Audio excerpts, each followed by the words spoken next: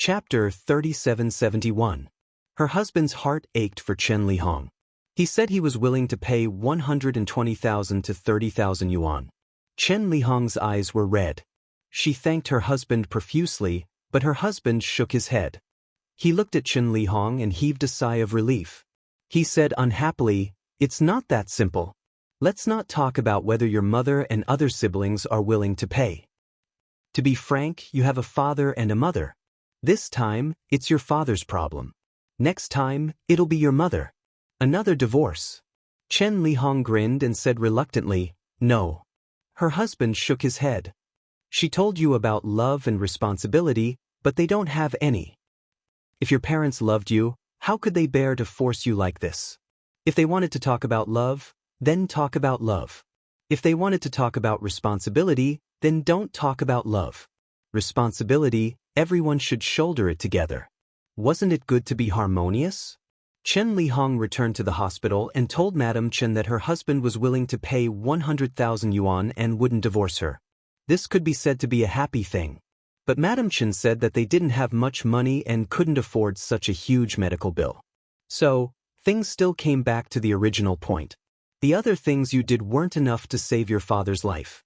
If you didn't do this, everything else you did would be forgotten. If you didn't do something eye-catching, then everything else would be trivial. How much did you pay for the medical bills? Chen Lihong was under a lot of pressure from the people around her. All kinds of rumors and slanders came at her. Heartless and unscrupulous words like ungrateful wretch were more pleasant to hear. They looked at her like she was trash. Even her siblings started to blame Chen Lihong. If her father didn't receive treatment, it would be Chen Lihong's responsibility. Chen Lihong's reputation was growing day by day. Even the hospital guards had probably heard of the name Chen Lihong. Chen Lihong's reputation was ruined. She became a sinner for no reason. In the midst of her depression, Chen Lihong suddenly had an unprecedented thought. Or perhaps it was a desire for revenge. Or perhaps it was a dead end. Chen Lihong jumped down from the highest floor of the hospital. Her body fell into two with a bang. Chen Lihong's death meant that the Chen family and her husband had nothing to do with the Chen family. The Chen family gave birth to Chen Lihong, but didn't give birth to her husband. This theory couldn't be applied to Chen Lihong's husband. Then he wouldn't be able to get the money, his father's life wouldn't be saved, and now his daughter was dead. It was an act of mutual destruction. The surviving members of the Chen family were also dumbfounded. Whether it was coercion, bribery, or kindness, the ultimate goal was to make Chen Lihong take out money to save people. In the end, he had lost all his money. He couldn't save her, and his daughter had even jumped off a building to her death. The loss was too great. Perhaps when Chen Lihong died, her heart was carefree, but it could be said that she was full of resentment and depression. Ning Shu twisted his neck. It was very uncomfortable to sleep on his stomach. His neck was uncomfortable and his head was dizzy. Taking care of patients in the hospital was very tiring. Ning Shu brushed his teeth and washed his face, preparing to take a shower and rest. When he came out of the bathroom, the eldest sister, Chen Fengying, came over. When she saw Ning Shu, she said, "Second sister, help me look after him again today. The child at home is making a lot of noise. He caught a cold last night." Ning Shu said expressionlessly, "My child is also making a lot of noise. I took care of him the whole night. I'm exhausted. Everyone, can you feel sorry for me?" Chen Fengying's expression was embarrassed. "Then I'll find third sister and ask her to replace me." Ning Shu didn't care who she found to replace her. In any case, she had to go back and rest. Right now, Madame Chen was probably worried about her son's marriage. In any case, the hospital was already half of Father Chen's home. Ning Shu took his bag and left the hospital, returning home. This apartment was very big. It was 150 square meters, and the decoration was very good. In the novel, Chen Lihong's husband wanted to give this apartment to her. Speaking of which, her husband was really good to her. He even gave her hundreds of thousands in medical expenses. In total, he gave her a few million in alimony. However, the hot pot restaurant that laid the golden eggs was in the hands of Chen Lihong's husband. Chen Lihong's husband was a smart man. Ning Shu took a shower to wash away the smell on his body. After drying his hair, he lay on the bed and fell into a deep sleep. As for what happened next, he would talk about it after he had enough sleep. His mind wasn't clear now. This was nothing more than a story of moral and emotional kidnapping. However, this kind of thing made people helpless. After waking up, Ning Shu went to the hot pot restaurant to help. Although the hot pot restaurant was open all day, business was better at night. However, all kinds of preparations were needed during the day, such as stir-frying. The restaurant had 2 floors and was very big. Ning Shu entered the kitchen and the spicy smell rushed to his nose. Ning Shu covered his nose and sneezed. He put on an apron. Chen Lihong's husband, Wen Kongxing, was stir-frying. The big pot was full of chili spices. Wen Kongxing glanced at Ning Shu and didn't say anything. He focused on stir-frying. Ning Shu was busy making all kinds of dipping sauces. After he was done, Wen Kongxing asked Ning Shu, "How's Dad?" Ning Shu, "It's stable. He's okay." Wen Kongxing just nodded. After a while, he said, "You still have to go to the hospital at night. The restaurant is quite busy." At this moment, Wen Kongxing already had an opinion. Ning Shu said, "I won't go for now. I'll help out in the restaurant." Wen Kongxing asked, "Where's your dad? Your children all want to go. If you don't go, they will have an opinion." Ning Shu said coldly, "Hire a caretaker." Wen Kongxing didn't have an opinion. After that, Ning Shu told Madam Chen that he wouldn't be going to the hospital. Madam Chen was furious. "That's your dad. Your dad is sick and you don't want to go to the hospital to accompany him?" Ning Shu said, "I want to help out in the restaurant. It's too busy. Wen Kongxing is so tired that he's sick." Madam Chen said, "Then hire another caretaker. Such a big restaurant can't afford to hire another caretaker." Ning Shu, "Then what's the difference in hiring a caretaker? There are some recipes that Wen Kongxing and I have to make together. We can't let others do it. Wen Kongxing and I are so tired. Dad needs money to see the doctor. It's not easy for Wen Kongxing and me to earn some money. I can help out in the hospital and earn more money by accompanying him." Madam Chen was still unhappy. "That's your dad. How can an outsider take care of him as well as a family member?" Ning Shu nodded. "That's fine too. Then we won't hire a caretaker. Big sister, and little brother will have to suffer a little. I want to earn more money for Dad's medical fees. They're not paying much, so they'll have to put in more effort." He was so annoyed by this kind of people. They felt that it was inhumane to give them money, and then they used their emotions to ask for money. He had already given them full medical fees a few times. No matter what, he had to let his brothers and sisters put in more effort. They would take turns to accompany him in the hospital. To watch the new chapter of Zue, please go to mobile address. Chapter 3772. Without waiting for Madam Chen to speak, Ning Shu directly said timidly in the ward, "Mom, we're under a lot of financial pressure right now. We can't make much money even if we're busy all day. We have to pay the workers' salaries, utilities, groceries, and all sorts of other things. We also have a mortgage now, so we're under a lot of pressure.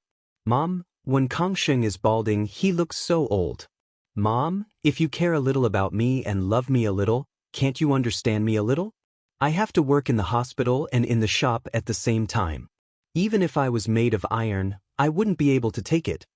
The client might be like that because in other people's eyes, their lives were too good, and they felt that their money came as easily as if it was blown by the wind. It was easy to make money, making others feel that it was very easy to take money from her. Ning Shu called the siblings to the hospital, and they asked anxiously, "Is there something wrong with Dad?" Ning Shu said, "It's nothing, I just called you here to accompany him in bed. I won't be accompanying him in the future. You can make the arrangements." The youngest brother, Chenjun, asked directly, "Sister, why won't you accompany him in bed? Didn't everyone agree?" Ning Shu said coldly, "The shop is busy, I have to deal with the shop." The eldest sister, Chen Fengying, said, "Second sister, everyone has their own things to do. This is our dad, how can you not accompany him in bed?" Ning Shu said, "All right then, we'll all pay the same amount for the medical expenses in the future, and I'll accompany you in bed." In the plot, It seemed that the client had paid too much to treat Father Chen's illness and had to sacrifice their marriage. For the other siblings, it wasn't a big deal. Ning Shu's face was full of sorrow. "This is our dad, our family. How can you not pay? You're really unfilial." The people in the next bed and ward came over to watch the show. When the three siblings heard Ning Shu say that they would share the medical expenses, their expressions didn't look too good. The younger brother, Qinjun, said, "Sister, we don't have as much money as you do." Ning Shu was about to cry. "Brother, you only see the thief eating the meat, but you don't see the thief getting beaten up. Our family still owes the bank money for our monthly mortgage, but for Father's illness, we're trying our best to squeeze out money. Jingle, jingle, jingle, jingle, jingle. It's so that our father can get the best treatment, but you're not willing to pay for it, and you're not willing to accompany him in bed. Why is our father's life so hard to meet unfilial descendants like you? Come on, let's all be unfilial descendants. Why don't I accompany him in bed? It's because I want to work hard and fight for one more day of hospital fees for Dad. Medicine and injections all cost money. When the hospital asked me to pay, I went to pay."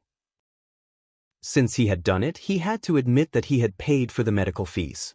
Otherwise, a group of people would say that he was an unfilial son who had disregarded his father's life for money. If she doesn't, the money she paid before will be thrown into a cesspool. It was just that he hadn't fulfilled that big wish, so those small matters were insignificant and not worth mentioning. This big mistake was enough to cover up these small things. People didn't care what you were thinking. They would only say what they thought was right, and they liked to stand on the side of justice and attack evil. They were like shining heroes who did a lot to purge the world of evil. Even when Chen Lihong committed suicide in the end, no one thought that she had anything to do with her death. It had nothing to do with her. Ning Shu wiped her eyes with the back of her hand, looking like she was crying. She looked pitiful. "Mom, Dad can't stop taking his medicine. He has to stop taking it if he doesn't have money. If he takes care of this side, he won't be able to take care of the other side. Mom, what do you think I should do? I still have to pay the mortgage this month." A family member who was watching the show from the side said while munching on melon seeds, "Auntie, your daughter is filial. It's not easy. How many children do you have in your family? It's not a big deal for each of you to spend a day." That's right. What patients need the most is money. The hospital is a money-burning furnace. Our family spent a lot of money just to have an appendix removed. People admired the strong and pitied the weak. In the plot, Father and Mother Chen were pitiful. She was the strong one, and even if they had money, they wouldn't treat their father's illness. But now, they had to turn the situation around. They were as pitiful as they could be. Even if they didn't have money, they had to squeeze out money to treat the patient, not act like a fool with a lot of money. It was so important to keep a low profile. Everyone was involved to be filial to their old father. If you had to bear all the responsibility, others would naturally have an easier time. If you had to bear the responsibility, you had to bear the responsibility. Ning Shu felt that sometimes he was like Chen Lihong. He wasn't talking about Chen Lihong, but the majority of people. Hearing that Ning Shu wasn't willing to pay most of the medical bills, the three siblings panicked a little. Their old father's daily hospital bills, for drips, medicine, and doctors and nurses' care all cost money. If they didn't have money, their father would be kicked out of the hospital. The hospital was a place to save the dying and heal the injured, not a charity. Third sister Chen Aimei immediately said, "Second sister, don't worry and work with brother-in-law. We'll definitely be able to handle everything here in a day. If you're busy at the hot pot restaurant, you can give us a call and we'll come over to help." Ning Shu would only listen to them if they went to the hot pot restaurant to help, but he still said, "Thank you, third sister. As long as our father gets through this, everyone will be fine. We'll have to work hard for a while." The three of them weren't comforted by Ning Shu. Their expressions weren't good. They probably couldn't see any hope, and didn't know how long these days would last. When would they get a kidney? Moreover, a kidney transplant would cost a lot of money. Obviously, Ning Shu's heart-wrenching topic was not over yet. She said, "From now on, we have to start collecting money.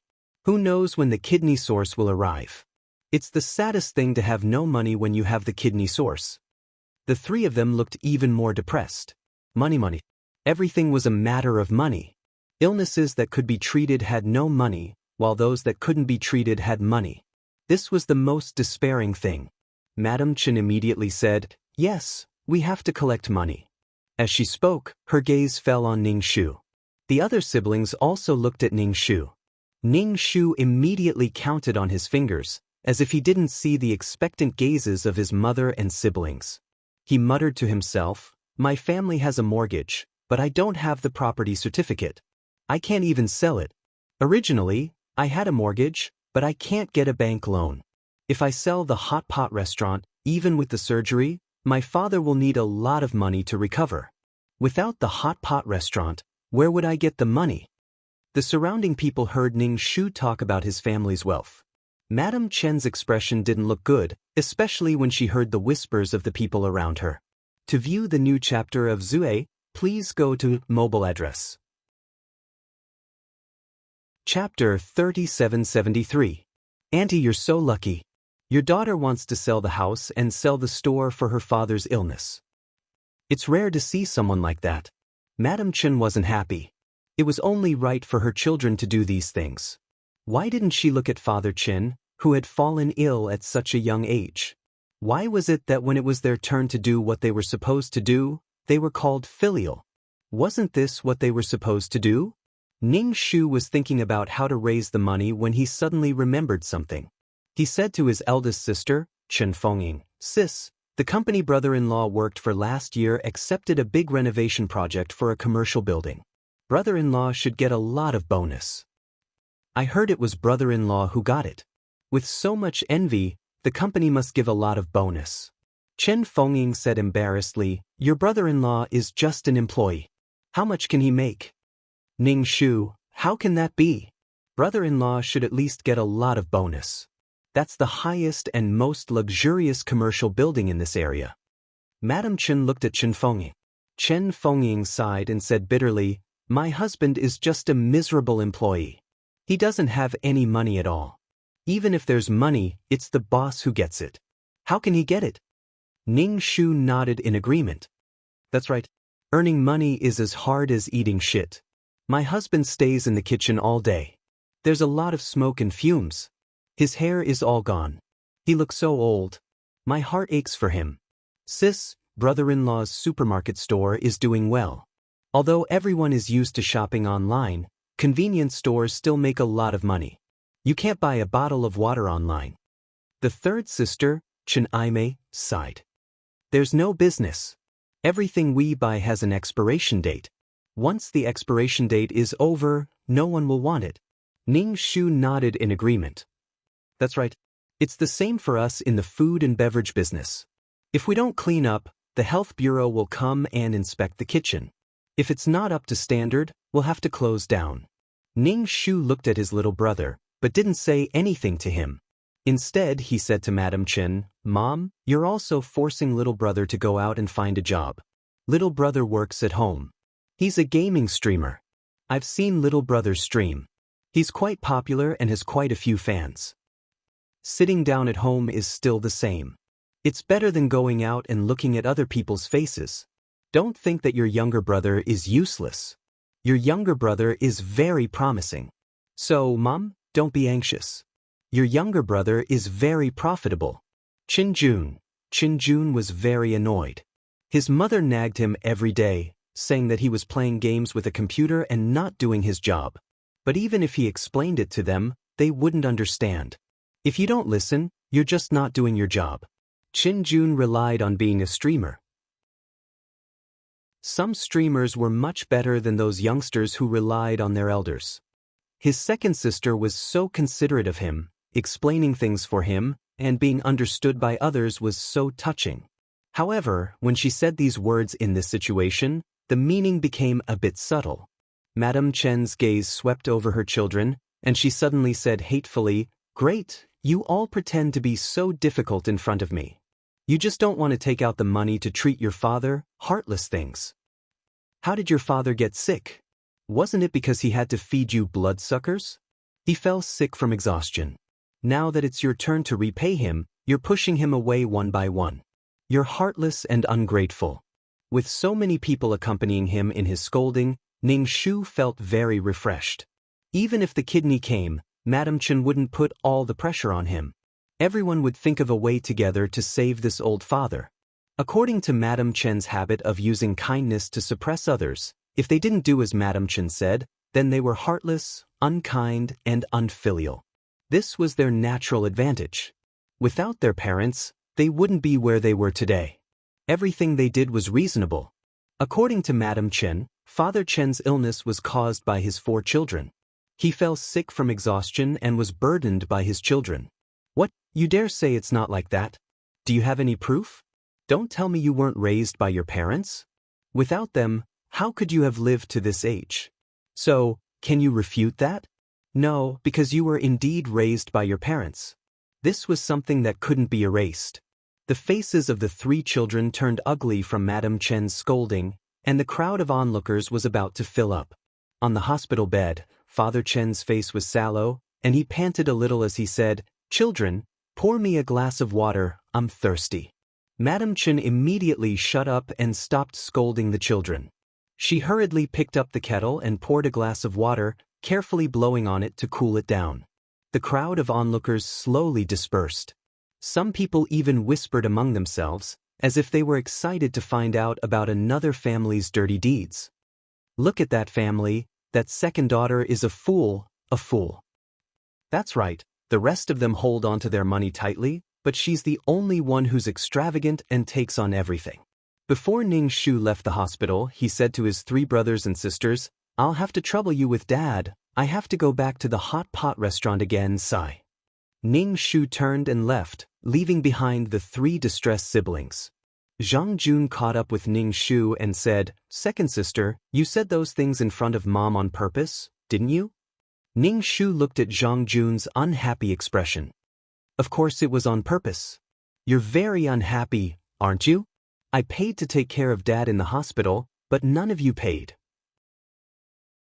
When you were accompanying him in bed, all of you found excuses and said you were busy. I'm also very unhappy. I should let you feel it too. Dad belongs to everyone, so those who have money contribute, those who have strength contribute. I'm afraid you've secretly saved more money than me and your brother-in-law. Mom usually thinks you're a pauper. Your brother-in-law and I are also fools. During the holidays, we bring big and small bags of things home to buy things for you. The money we give to our parents is probably used on you. Can't we ask you to take some out now? You want to hide the money, but you don't want Dad's life." This was the responsibility they had placed on the client back then. Qin Jun was speechless. Looking at Ning Shu's unscrupulous manner, he really couldn't do anything to him. Ning Shu said, "Take good care of Dad. Dad's life can only be taken care of by you guys. I said I wanted to hire a caregiver, but Mom said a caregiver wouldn't be as good as a family member, so I won't hire one. We have to be filial to our parents and let them be happy. We definitely won't do anything our parents don't want us to do." Qin Jun, could it be that second sister had paid too much during this period and was unwilling to do so, so she had a problem with them? To watch the new chapter of Zue, please go to mobile address. Chapter 3774. Today, second sister had directly exposed them in front of Mother Qin, so Mother Qin knew what was going on. At home, Qin Jun had always been thought of as a jobless vagrant who didn't do proper work. Although Mother Qin nagged, she would still subsidize Qin Jun. He ate at home and actually didn't spend much of his own money. The 3 sisters all thought that their younger brother was useless, so they would more or less subsidize him a little. But this time, second sister actually brought it up directly. Qin Jun was both shocked and angry. He had wanted to put on a show and say that he could actually earn money and wasn't a jobless vagrant, but now wasn't the time. Father Chen's illness was a bottomless pit. If he honestly took out his money, Qin Jun's savings would definitely be depleted. It wasn't easy to save some money, so his heart ached. Looking at Qin Jun's pained expression, Ning Shu teased, "What? Your heart aches? Your money is money. It's easy for me and your brother-in-law to earn money. Our parents love you the most, so don't disappoint them." Qin Jun already didn't want to talk to second sister anymore. She was becoming more and more like Mother Qin, talking about all kinds of things. She wanted you to take out your things, but she had to suppress you emotionally and morally. She wanted you to take out your things, but she still had to bear a bad reputation. She wanted your things, but she still had to disgust you. It was really, really unpleasant. Chen Jun was now very, very unhappy, and he couldn't muster up any energy. He wanted to retort, but there was no way to do so. That kind of sick and disgusting feeling was indescribable. Chen Jun turned and left. Ning Shu smiled. This kind of moral and emotional kidnapping, and being criticized from above, was especially infuriating. The lightning didn't strike him, so he naturally didn't feel any pain. He was the one who opened his mouth to speak, not the one who took out the things in his pocket. His heart didn't ache. When Ning Shu returned to the hot pot restaurant, when Kangsheng asked with concern, "Your mom didn't scold you, did she?" Ning Shu looked at the computer and clicked the mouse. He looked at the online orders and said, "No, she agreed to let the other sisters and brothers take care of Dad. I don't go to the hospital much, but I still have to pay the medical bills." When Kangsheng touched his shiny bald head, "That's your father. Of course he has to pay the medical fees." Ning Shu nodded. "Yeah, I'll probably give you less next time." The reason why Madame Chen always talked about her second daughter was because she felt that her second daughter was living a better life than her other children. Now that she realized that her other children were living quite well, Madame Chen felt like she had been cheated. Next time, he would definitely make sure that his other 3 children paid more. To say something heartless and unreasonable, Father Chen was now in his 60s. It was hard to say whether or not there would be any accidents during such a major operation. His previous investment was worthless. He had lost everything in money. Moreover, even if he could come down from the operating table, the rejection would require him to take medicine. No one knew how long he could live. He had to try his best to save them, but he had to weigh the pros and cons in his heart. Next, the brothers and sisters would probably feel uncomfortable. They didn't feel anything when others took the money, but when it was their turn, they would definitely feel uncomfortable. When Kangsheng was surprised. His mother-in-law had always treated his family as a sucker and always wanted to use their family's things or money to give to the other brothers and sisters. The hot pot restaurant's business was pretty good. When Kangsheng could bear with this small amount of money. When Kangsheng drank a mouthful of chrysanthemum wolfberry tea and looked quite happy.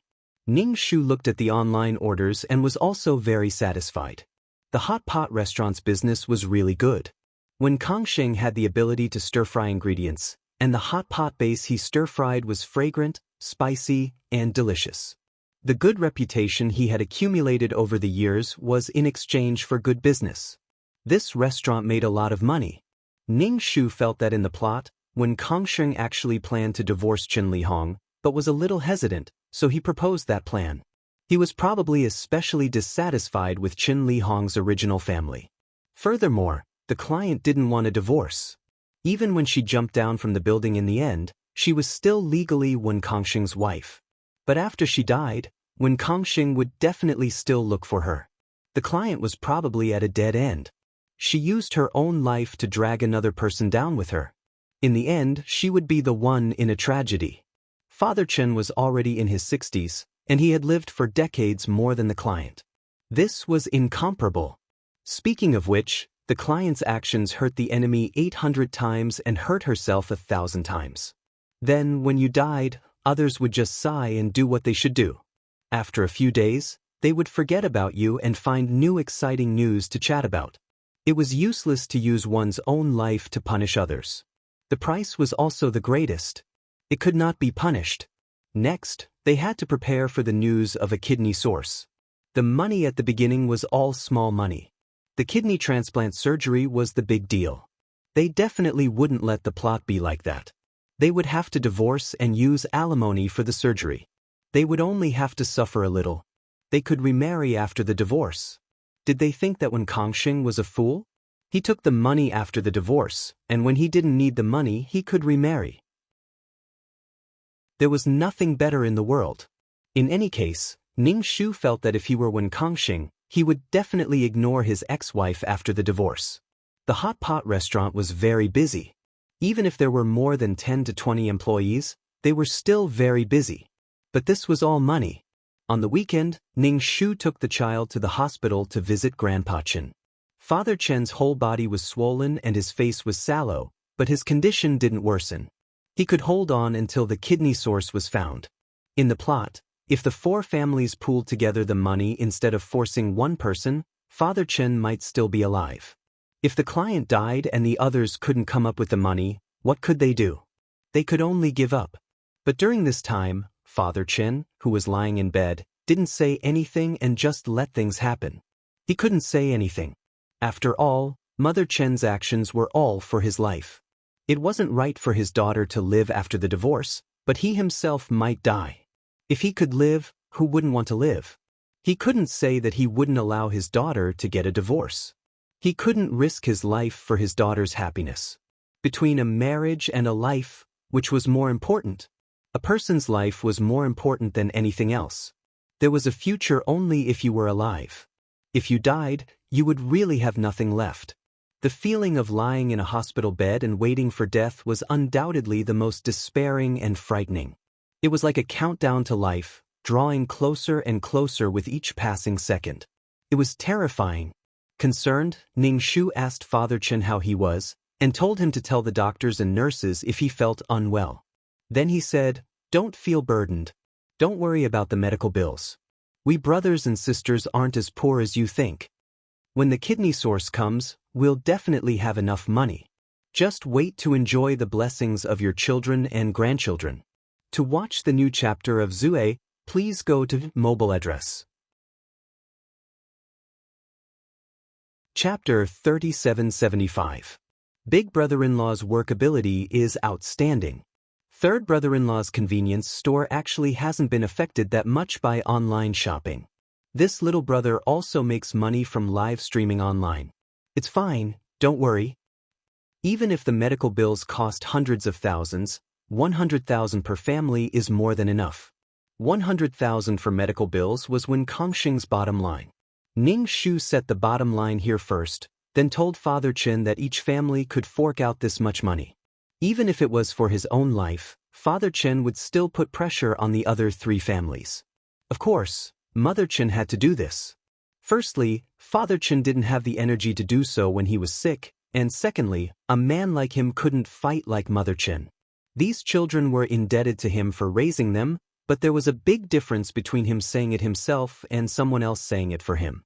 If he said it himself, it would feel like he was forcing them to repay his kindness, but it was different if it was his wife who said it. This wasn't a lifeline, it was all for survival. Father Chen asked, "Can we really scrape together that much money?" Ning Shu said with a smile, "Dad, don't worry, we'll definitely scrape together the money. Don't worry about it." He would expose his little brother in front of Mother Chen and Father Chen, and repeatedly reinforce their impression of him. When the time came and they didn't have enough money for the operation, it would be the responsibility of the family that didn't fork out the money. Ning Shu was just short of chanting scriptures. Rich, rich, rich. Not short of money, not short of money, not short of money at all. Rich, rich, but he didn't know how to spend it. Father Chen's sallow face smoothed out and he looked a lot more relaxed. It was obvious that the matter of the medical bills had been bothering him all this time. Now that a huge rock had been lifted from his heart, he was in a much better state. Father Chen sighed emotionally. "You're a filial son. Ning Shu, it's my duty to be filial to you, Dad." The world was really inexplicable. Taking and using other people's money could actually earn you a reputation for being filial. In the plot, the client had to fork out almost all the medical bills, and in the end ended up with a reputation of being ungrateful and heartless, and in the end, even throwing away his life. Why else would it be said that keeping a low profile was the way to go? Crying poverty was a skill. The third sister, Chen Aimei, came back with boiling water. When she saw Ning Shu, she asked, "Second sister, are you here to see Dad? The hospital is urging you to pay." Ning Shu nodded. "Got it. Since I didn't accompany her, I'll pay half of the medical fees. You guys will pay the rest." Chen Aimei was stunned. She couldn't help but ask, "Sis, didn't you say that you didn't want to accompany me in bed?" "About the medical expenses?" Ning Shu said, "If I don't accompany him in bed, do I have to pay for all the medical expenses? This is our father, not mine alone. If you want to calculate it this way, I'll hire a nurse to take care of Dad and let the nurse replace me." How much was a nurse's daily salary? These people had to pay all the medical bills. Chen Aimei could not accept it. "Sister, why are you like this?" Like this, Chen Aimei didn't know what to say or how to describe it. She felt that her second sister was so heartless and calculative. "You're so rich, yet you're still like this." Ning Shu said, "Second sister, you're being selfish. You want to hold him in your hands. You don't care about Dad, this is our father. You don't want to pay for his medical expenses. How about this, I'll hire a nurse, and we'll split the medical expenses. Dad, what do you think?" Ning Shu said to Father Chen. Father Chen nodded. Chen Aimei was instantly a little dumbfounded. She had thought that if they accompanied Dad in bed, second sister would pay for all the medical expenses. In the end, second sister only paid half, and the three of them had to pool together the remaining half. In the blink of an eye, it had become the four of them splitting the medical expenses. If second sister didn't accompany Dad in bed, they had hired a nurse. In the end, Ning Shu had influenced Father Chen a little, and he felt that his 4 children were doing pretty well. Seeing his third daughter unwilling to pay, he felt uncomfortable. Father Chen said to Chen Aimei, "Then let's split the medical expenses. If you don't want to accompany Dad in bed, you can hire a nurse like your second sister." Chen Aimei, she didn't dare say anything else. She was afraid that if she did, not only would they have to pay for the medical expenses, they would also have to hire a nurse. A nurse wasn't cheap. In any case, they had plenty of time, so it was better to save money than hire a nurse. Previously, they had found all sorts of excuses to say that they were busy, but it was nothing more than slacking off. Chen Aimei felt that big sister and little brother would probably blame her. Although they were all fathers, second sister had paid the lion's share of the medical expenses previously, and everyone was used to it. Now that they had to fork out money, it was inevitable that their hearts would ache. Ning Shu called the whole family to the hospital and told them about the matter. Sure enough, big sister and little brother's expressions turned unsightly. Madam Chen wanted to say something, but was stopped by Father Chen's gaze, so she could only shut her mouth. In any case, it didn't matter what the children discussed, as long as the old man's medical expenses didn't stop. Little brother Chen Jun said, "Second sister, I'll hire a nurse with you. I have to live stream every day, and I'm busy with work. I'll split the cost of hiring a nurse with you." Chen Jun could tell that second sister wasn't willing to suffer any losses now. They couldn't stop while they were still popular. If they stopped, they would be gone by the time they went back. Furthermore, if there really was a kidney donor, it would cost even more to operate. If he didn't pay, his mother and second sister would say that he was an unfilial son and an ingrate, blah blah blah. Right now, Chen Jun would rather be an unemployed vagrant, a penniless bald youth. But second sister had figured out his situation. She might even have opened an account to watch his live stream and watch fans send him gifts. Chen Jun exhaled. Now, he no longer hoped that someone would be able to take care of his father's medical expenses. Madam Chen was naturally more tolerant of her son. She had heard from her second daughter that her son was now someone who could earn money, so she was naturally proud. Chen Fengying and Chen Aimei also immediately said, "We're also willing to pay for a nurse." The 4 of them would split the money to hire a nurse. They didn't have to accompany the patient. It wasn't a bad idea. The 4 of them split the money equally, so it wasn't a lot. Madam Chen, who had endured for a long time, finally spoke up, "Second brother and fourth sister are busy with work." "What are you guys busy with? You don't even have work, yet you don't accompany the patient." Second brother and fourth sister hiring a nurse is a sign of their sincerity. You guys just want to slack off. The 2 of you still have to accompany the patient. Madam Chen directly ordered, "You guys are so careless, daring to leave your father to a nurse." Chen Aimei and Chen Fengying's faces darkened. They couldn't help but retort, "We're also paying." The 2 of them felt wronged. They had also put in effort and money. How could it be like this? They felt like they were being looked down upon. Something wasn't right. You shouldn't be paying. If you have a job and need to go to work, I'll let you hire a nurse too. Do you go to work? Stay at home and take care of the children.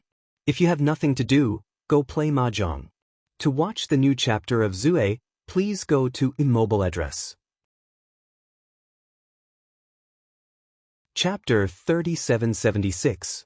If you have the time, you might as well take care of your father. We don't even know how long your father can hold on. You unfilial sons, I've raised you for nothing. Chen Aimei and Qin Fengying were speechless. In the past, when their mother loved to talk about their second sister, they didn't feel anything. Now that the knife was on them, they felt the pain. They felt wronged. I've already done it, why are you still scolding me? Ning Shu shrugged her shoulders. Sometimes, by standing on the same side as Chen Jun, she could gain extra tolerance from Madame Chen. In Madame Chen's mind, the 4 children were indebted to their parents. No matter what they asked, it was something they should do. Without them, the children wouldn't be here now. Even if their upbringing was a little rough when they were young, it still nurtured the children's hard-working spirit. If they weren't hard-working, how could the girls get married? They gave birth to you and raised you. Even crows know how to repay their kindness. Humans can't be worse than animals. What a heartless beast. The 4 of them went to pay the bill. Of course, it was split equally. This time, Ning Shu paid the least amount in a long time. On the other hand, the other 3 were heartbroken. They silently calculated how much they would have to pay in a month. They didn't know when their father could be discharged. Ning Shu looked at their heartbroken expressions. That's right. As long as they know how to feel heartache, people would definitely feel heartache for their own things. Of course, they wouldn't feel heartache for other people's things. It was just a matter of a sentence to ask you to take it out.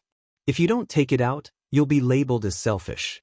Now that they know how to feel heartache, I'm comforted. Everyone will feel heartache together and then hug each other and tremble.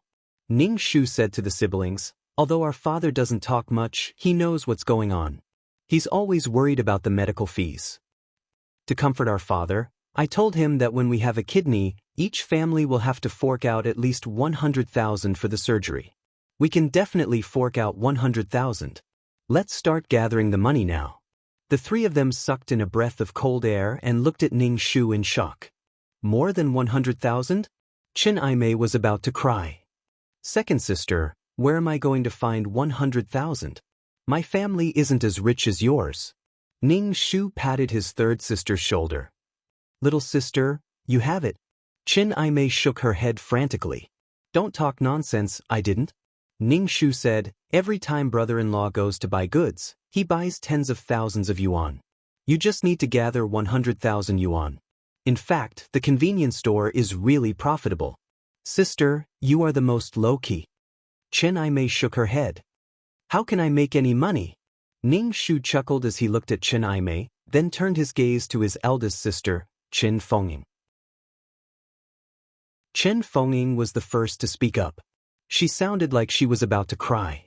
Second sister, my family really doesn't have any money. Ning Shu sighed and said, sister, even if you don't have money, you should have at least 50 to 60,000 yuan in savings. If you don't have enough, you can pay for it. My family can't get a loan, mainly because we have a mortgage. Qin Fengying, why are you suddenly taking out a loan? What are your family eating and drinking? Don't tell me you don't want to eat and drink? Ning Shu said, our dad is waiting for the money to save his life. The loan can be paid off slowly, but dad can't wait. Also, a loan of tens of thousands of yuan will be paid off in a few years.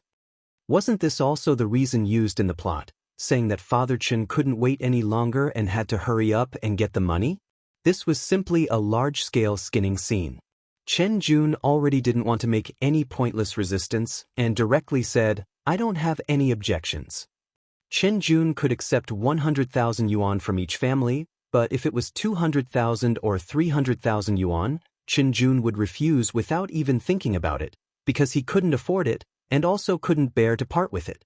Chen Fengying and Chen Aimei looked at their younger brother in surprise. 100,000 yuan without batting an eyelid.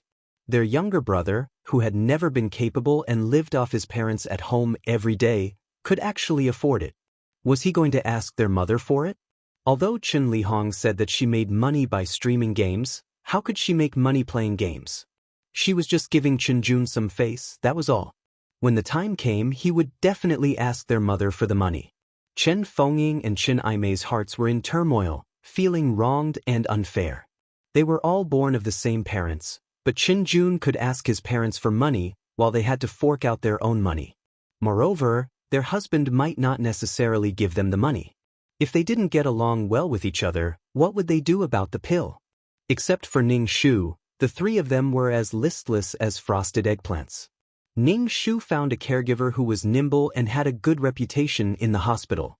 She was experienced, but the price was a little more expensive. Ning Shu picked a caregiver who was more expensive and shared the cost with his younger brother. Chenjun. Ning Shu said to Father Chen, "Dad, my brother and I have hired the most experienced caregiver who also knows a little about medicine. She can definitely take good care of you. My brother and I will still find time to visit you." Father Chen didn't say anything, but next to him, Madam Chen said eccentrically, "So what if she's experienced? In the end, she's not one of us. How can she do her best to take care of you?" Ning Shu rolled his eyes in his heart. She had spent money, yet she still made people feel uncomfortable. Whether it was the person who spent the money or the person who came to work, they all felt uncomfortable. The caregiver next to them was a woman in her 40s. She had a kind look on her face and had obviously worked in the hospital for a long time. She had seen all kinds of people. Hearing Madam Chen's words, she just smiled and didn't say anything. Chenjun said, "Mom, she's worked in the hospital for a long time, so she's definitely better than us." Someone on the side chimed in, "That's right, I still think it's more enjoyable for a family member to take care of a patient. Hiring a caregiver and leaving the patient to her is really irresponsible." "Like me, I'm not used to having an outsider wait on me," said the old lady in the next bed. "Instead of hiring a caregiver, it's better to get the patient something good to eat so that he can get better faster." The patient or the patient's family chattered on the side and didn't agree with hiring a caregiver. Chenjun almost spat out, "What does it have to do with you, using your money?" It was just that they couldn't afford to hire a caregiver, so they were saying sour things here. Ning Shu asked the old lady in the next bed, "Auntie, is there no one in your family to keep you company?" The old lady said a little arrogantly, "My daughter-in-law and daughter-in-law are busy people. I won't bother them for no reason. They'll be here to see me in a while." Ning Shu made an "oh" sound. "That's right, everyone's busy with work. But why don't your daughter-in-law hire a caregiver for you? Even if she's an outsider, she'll still have to serve you tea. Isn't it good to have someone to help you get out of bed? Auntie, hurry up and get your son and daughter-in-law to hire a caretaker. Unlike our 4 children, there are people coming every day." Chapter 3777. Even if you can't come, you should hire a caregiver. Although a caregiver is expensive, it's convenient. The old lady on the bed next to hers was rendered speechless by Ning Shu's words. She glared at Ning Shu angrily and said, "Ouch, the wound hurts." Ning Shu quickly pressed the bell and said, "Auntie, I've already informed the nurse for you. Hurry up and get your son to hire a caregiver." "It depends on your condition. Even if there's a caregiver by your side, we can inform the doctor in time. Otherwise, the consequences will be serious. Although a caregiver is expensive, it's worth it." "Worth it?" The old lady turned her back to Ning Shu. She didn't want to talk to her anymore. He had also been hit where it hurt. There was no one to accompany him on the bed, and there was no nurse. She said something about how expensive a nurse was, blah blah blah. Ning Shu said to Madam Chen, "Mom, if there's anything, you have to discuss it with the 4 of us. We are all Dad's children, we will definitely do our best for Dad's illness." Madam Chen looked at her daughter in confusion. She realized that her second daughter had suddenly become so eloquent. Her words were especially beautiful. Because she was so thoughtful and comprehensive, it made Madam Chen feel uncomfortable. There was an indescribable feeling of suffocation and discomfort. She found a point to cut in. She was unfilial. No, she was doing what she needed to do. She couldn't attack. It made it impossible for people to stand on the side of righteousness, morality, and emotions to oppress the other side to achieve their goals. Ning Shu thought for a moment and said to Madam Chen, "The 4 of us have discussed. Each family will first hand over $100,000 to get the money for the operation. We will refund the money if it's too little. Madam Chen said listlessly, "You've already discussed it. Why are you still talking to me? I don't care how you do it. When the time comes for the operation, it's fine as long as you have the money." Madam Chen felt a little defeated and cheated. She felt that she had cared for her children for nothing. They were all hiding it from her. Therefore, Madam Chen didn't care who was doing well, as long as they had the money. After Ning Shu solved the hospital's problem, he was busy earning money every day. In another month, there will be news of a kidney source. Ning Shu's son, Wen Kongsheng, asked, "How much money can our family fork out if my father can undergo surgery?" Wen Kongsheng frowned. "How much does this operation cost? I'm afraid it won't be cheap. This is a major operation. The four of us have discussed it and each of us will pay 100,000 yuan. When Kongsheng's furrowed brows were raised high, and his bald head reflected the light. They agreed? If they really wanted surgical gowns that cost hundreds of thousands, the other three families would probably only need to fork out 10 or 20,000 yuan. They would still have to fork out the bulk. Ning Shu, "Of course I agree. If they don't agree, Mom will have a lot of trouble. You heartless, unfilial sons." They would sit on the floor of the ward and start wailing like ghosts and howling like wolves. They would howl until you had no choice but to take out the money. They would accuse you of being heartless and selfish. Even if it was for the peace and harmony of the family, it was better to pay. However, if they paid, the situation would already be very ugly. The reputation of being an unfilial descendant would already be spread. The scene would definitely be very lively. It would be just like when the family forced the client to divorce for money. Moreover, Ning Shu felt that even if she wanted to pay 100,000 yuan, she would have to delay for a period of time. Otherwise, people would think that she gave the money quickly and that the money came easily. Fine, she could accept 100,000 yuan. When Kongsheng looked at Ning Shu, "Recently, I feel that you have some ideas. In the past, when your mother was angry at you, you didn't know what to do. That was for sure. When the virtues of benevolence and filial piety were pressed on one's body, of course, one would be numb.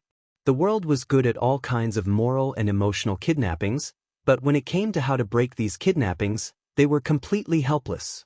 Could it be that they could only weakly refute that they were not kind, that they were not filial? They were also very sad and worked very hard. But it was useless. Soon, news came from the hospital that there was a suitable kidney source. If there were no accidents, the surgery could be arranged immediately. In the doctor's office, the family was happy and worried. His eldest sister and third sister's family were all frowning. Now that there was a kidney source, they had to pay for the surgery. 100,000 yuan per family. When Kongsheng said to Madam Chen, "Mom, I'll go raise the money. The shop doesn't have that much money and I still have to buy groceries. I can only borrow from my friends." His attitude was very proper and he actively raised the money. The eldest son-in-law and third son-in-law didn't say anything. After a while, the eldest son-in-law said, "Mom, our family situation isn't good. Can you give us less? You know, I'm just an employee of a small company." The third son-in-law also said, "It's already good enough that my shop doesn't lose money." Madam Chen, Madam Chen didn't have such great kindness towards her son-in-law. After all, he wasn't her child. She directly said to her eldest and third daughters, "You're not giving money, right? That's your father. You're wolves who don't care about your father's life for money. How did I raise wolves like you?" Chen Aimei and Qin Fengying's faces turned red from Madam Chen's mournful cries. Chen Aimei pulled Madam Chen. "Mom, what are you doing? What's wrong? You can do it but you won't let others talk about it?" Madam Chen directly waved Chen Aimei's hand away. "What's the use of raising you? You're so tired. Now you're lying in a hospital bed. You're not reliable at all." Madam Chen was the kind of person who would make you unhappy if things didn't go her way. She would cry like ghosts and howl like wolves, or use emotional and moral coercion to make the other party get what she wanted. She especially liked to make a scene in public and use the power of the crowd. For example, there were patients, family members, and even nurses gathered around to watch the show. The hospital was a place of reincarnation. It was a place to witness human nature, so it was especially lively. "Mom, let's go back and talk. We didn't say we wouldn't pay. We didn't say we wouldn't do the surgery." Chen Fengying saw that her husband's expression wasn't good and knew he was angry. Chen Fengying was a housewife. Her family relied on her husband for support. She didn't have a source of income, so she was naturally weak. In this matter, Chen Fengying was probably the one who was in the most trouble. Ning Shu didn't say anything. He just watched from the side. The scene made him feel comfortable. They had to bear the responsibility together. Even if she had to fork out more money in the end, she had to let these people know that she was doing it out of friendship. It wasn't like in the novel where the client had to pay for the surgery. The three families would only fork out 20 to 30,000 yuan, while the client had to fork out a few 100,000 yuan. It was really intoxicating. Looking at the two sisters' distressed and helpless appearance, Ning Shu didn't stand up to help them take care of everything and pay for them. Looking at big brother-in-law and third brother-in-law, he was afraid that there would be trouble when they got home. They wouldn't be willing to fork out 100,000 yuan to save their father-in-law. He wanted them to have a taste of their own medicine. To view the new chapter of Zue, please go to mobile address. Chapter 3778. Since they had to fork out 100,000 yuan, it was enough to put a family in a difficult situation for a while. It would definitely cause a ruckus for a while. Madame Chen's emotional and moral blackmail was unbearable. Look, in front of outsiders, she caused a ruckus in the hospital. She blamed her daughter and her son-in-law. She blamed her daughter for not caring about her parents. Without her parents, she wouldn't be where she was today. She blamed her son-in-law for not knowing how to be grateful. She married the Qin family's daughter to you, and now she wanted you to fork out some money. Why couldn't she? Otherwise, she would divorce. The two sons-in-law didn't look good. Their mother-in-law didn't give them any face in front of so many people. The onlookers were pointing at them, which made their faces even redder. "Mom, let's go back and talk, okay? Let's discuss this properly." The third son-in-law reached out and grabbed Madame Chen, who was sitting on the floor. He was really annoyed, but he didn't want to fork out the money.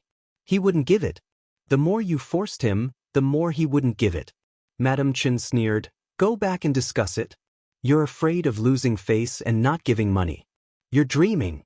My daughter married you and gave birth to your family and took care of the family.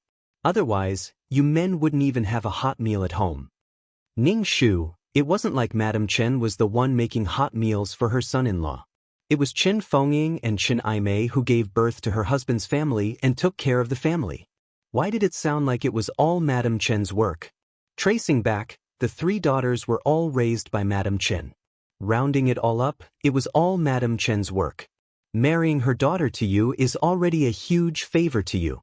Madame Chen's words sounded very strange. There was clearly something wrong, but no one could refute it. If you refuted it, you would be accused of something. But the onlookers seemed to agree with Madame Chen's words. Yeah, a son-in-law is half a son. Shouldn't a son-in-law be filial? It's not easy for someone else's daughter to marry into the family. Everyone should have pooled their money together. Sai, what kind of children are you raising? They're completely unreliable. The onlookers sighed. It was as if they wanted to nail her to the rack of shame and whip her. When Kangxing, who had a good attitude, luckily avoided this scene. He hid in the crowd, trembling, and didn't dare to say anything. Once he spoke, he would be sucked in. It was too scary. Firstly, he might be scolded by Madame Chen. Secondly, he might be caught by the two brothers-in-law complaining that they had no money at home. When the time came, they would have to ask him for money. What should he do in front of everyone? That was just asking for trouble. At this time, he couldn't play the hero. He said, "Stop messing around, I'll pay for it." It looked like everyone was doing well, but when it came to taking out money, it was heartbreaking. Now that they were making such a ruckus, it was nothing more than one side being reluctant to part with money, and the other side wanting to take things from other people's pockets. When Kangxing curled up into a ball, Ning Shu had been holding Kangxing back. He was afraid that Wen Kangxing would be impulsive and take on everything. However, it was obvious that Wen Kangxing's mind was clear. The only one who was unclear was probably Chen Lihong. The eldest son-in-law and the second son-in-law had no other choice. They gritted their teeth and said, "Let's pool the money. We'll pool the money. We'll definitely get Dad's surgery done." Madam Chen didn't believe them. "You're just trying to coax me now. When it's over, you won't care about your dad at all. I know what kind of people you are." "Then Mom, what do you want us to do?" The eldest son-in-law was already on the verge of exploding, but with so many people around he could only hold it in. It looked like it was very difficult for him to hold it in. Even the way he looked at his wife, Chen Fengying, had become a lot colder. It looked like he was unhappy with Chen Fengying. Their relationship as husband and wife would definitely be affected. But from Madam Chen's point of view, these were all small grievances. Compared to Father Chen's life, it didn't have much to do with it. After all, feelings could be discussed slowly, but if his life was gone, there would be nothing left. Thus, Madam Chen directly made a move. "Each of you write me an IOU. If there's any money left after the surgery, I'll return it to you." "Madam Chen, I don't have a choice. Your dad is still waiting to be saved. Without money, how can he be saved? This is the last time. Can you bear to see your dad lose his life?" The three sons-in-law's faces were numb. They probably didn't expect to inexplicably owe her 100,000 yuan. As for returning the rest of the money, it wasn't a big deal. After all, postoperative care and medicine all required money. They were only afraid that it wouldn't be enough. There was no need to be afraid of more. Originally, paying more or less was just a token of their filial piety. Now, there was a fixed amount that each family had to pay, and even an IOU. This felt like a cactus. Chen Aimei shrieked, 100,000 yuan, Mum. You didn't spend that much to raise the four of us. Madam Chen retorted, "How can this be compared? I was lucky enough to give birth to you. When you were young, you had the ability to survive and eat. Now that you can survive on your own, you're here to bargain. Without me and your dad, who knows where you'd be starving to death by now. Without me and your dad raising you, you'd be living a happy life right now." Chen Aimei started crying. "I didn't ask you to give birth to me. You're heartless and unscrupulous. Now you're blaming your dad and me for giving birth to you and raising you. You're saying that we shouldn't have given birth to you. Don't tell me that I raised you wrongly?" Chen Aimei couldn't take it anymore. "It's not your fault. How could you be wrong? We're the ones at fault. We shouldn't be alive." Chen Aimei's words sounded like she was angry. Saying it in this kind of situation made her feel extremely unfilial. Some people around said, "Children nowadays, how can they hurt their parents' hearts like this?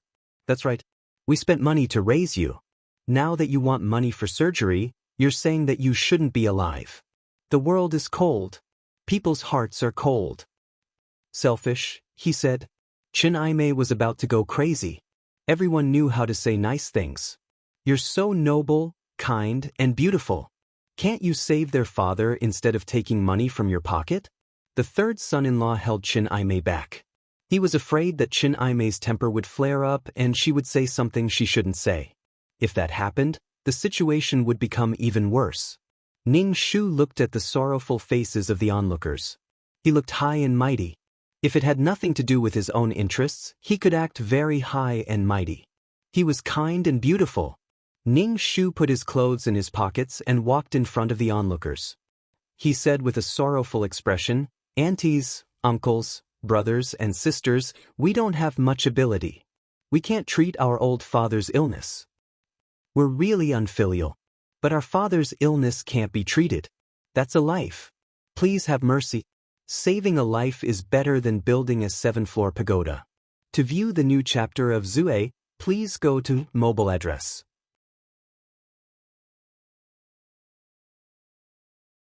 Chapter 3779. It doesn't matter how much you give. Please save my father. Our family will remember your kindness. Even if it's just a dime, we will be extremely grateful. You are all kind-hearted people. Filial piety is the most important virtue. For my father's illness, I don't want to be thick-skinned. Please donate some money for my father. Thank you. Ning Shu walked past these people one by one with his clothes in his pocket. He bowed and said, "Please save my father, kind-hearted people. You are so kind and kind-hearted. Donate some money." The onlookers, who had been talking loudly and bemoaning the state of the universe and pitying the fate of mankind, retreated a few steps when they saw Ning Shu in front of them. They smiled and said that they were going to get water or go back to the ward to see their family members. Ning Shu was not annoyed. He said, "It doesn't matter. Kind-hearted people, if you want to donate, please go to bed 15. I hope that kind-hearted people can help our poor family. You like to watch the fun when you have nothing to do, right? I asked if you were here to donate. Is the fun so fun to watch? Don't come here when you have nothing to do. You are so sincere and kind. Then, please donate some of your love to save a life. Maybe because of your kindness, you can save a life. You have done a great service.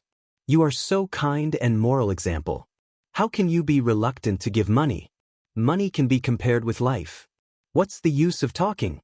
You have to take action." After a while, the onlookers dispersed. Even if they wanted to watch the fun, they stayed far away and did not dare to get close. Especially Ning Shu, who was still holding his clothes, looked like he was about to rush in front of people and ask for donations. In the hospital, even drinking water cost money. An ordinary bowl of rice with meat and vegetables cost 20 yuan. Donating 10 or 20 yuan was not as practical as eating one's own meal. The hospital burned money and tried to save as much as possible. How could they donate? They were reluctant. Money did not grow on trees. However, a few doctors donated some money to Ning Shu. They even asked Ning Shu if he wanted to donate, although it might not be much. Ning Shu felt embarrassed and explained, "I'm just saying. We'll find a way to raise money for the medical expenses." After dealing with the onlookers, the next problem was to write the IOU. Madame Chen was someone who was good at making use of the power of the masses. Most people wouldn't wash their dirty linen in public because they wanted to save face, but Madame Chen wasn't like that. If she could make use of the pressure of public opinion, why not use it? Moreover, it wasn't certain who would be the one to lose face. Ning Shu chased away all the onlookers. Without an audience, Madame Chen didn't have any desire to perform. She said unhappily, "You guys gave me 100,000 this time. I won't ask you for more money in the future. This time, it depends on your father's luck. Whether he can come down from the operating table or not, I'll give you 100,000 yuan." In reality, Madame Chen felt that she had compromised. She only wanted $100,000. If anything happened in the future, she wouldn't be able to ask for more money. The three sons-in-law looked at each other, gritted their teeth and nodded, saying that they were willing to write IOUs. Although the third son-in-law only owned a small convenience store, he was still a businessman. He said, "But there's an additional condition. If anything happens in the future, you shouldn't ask us for money." Madame Chen's eyebrows suddenly rose. "What? You want to sever ties with us? You actually have such a condition. You're too cruel." The third son-in-law almost couldn't help but roll his eyes. "When you forced us to write IOUs, why didn't you think about how cruel you could be? At this time, you're thinking about hurting our relationship. Then what you did before didn't hurt our relationship. Ha! After marrying your daughter, I still have to do anything for you. Even if I do anything for you, you still have to be grateful. Isn't this too much of a bully? I was also raised by my own parents. I grew up eating your family's rice."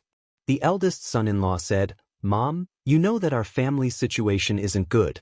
If something like this happens again in the future, we really can't take out the money. If you force us to take out the money again, you're forcing us to die." Madame Chen pointed at them. She was so angry that her hands trembled. "All right, you heartless things. You want to use this money to sever ties with us. You're simply..." Madame Chen's face was ashen. "No matter what, you all crawled out of my womb. You're my children. Embarrassing, really embarrassing. Don't worry. Even if I die in the future, I don't want you to wear mourning clothes and throw basins." Madame Chen's heart felt stifled. If it wasn't for Father Chen's surgery fees, she wouldn't be despised by the younger generation. When Kangsheng said, "Mom, it's not that we're severing ties. During the holidays there are still gifts. How can you say that we're not related? This would hurt the tendons and bones. Moreover, there were parents here. The pressure to survive was as great as a mountain.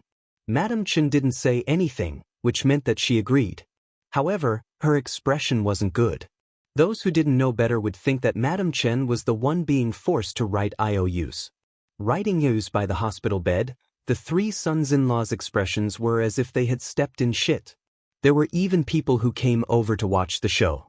They teased, they really wrote IOUs. Ning Shu looked at the meddlesome middle-aged woman and asked, "Auntie, are you here to donate?" "Thank you," Ning Shu said as he put his clothes into his pocket. Donating is just a small token of appreciation. You can give as much as you want. We will always remember your kindness. The woman who came to watch the show immediately became very embarrassed. She touched her pocket and said, "I don't have my wallet on me." Ning Shu said with a smile, "It's okay. I'll give it to you next time. Auntie, I remember what you look like. It's okay. You're a family member of bed 28, right?" The woman's face was already dark. What was the meaning of this? Was he going to chase her to the ward to ask for money? Fuck, was this a donation? It was completely a debt collector. The woman stopped watching the show. She picked up the water bottle and turned to leave. She looked very flustered from the back, as if there was a dog chasing after her. How unsightly.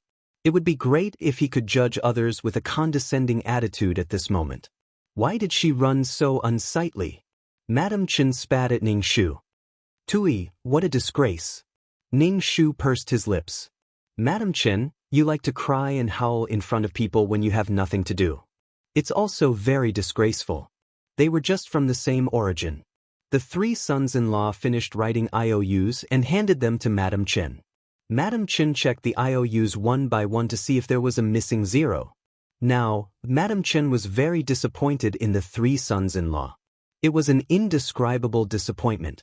She thought that the three sons-in-law were all good, but it turned out that they weren't. They were all ingrates.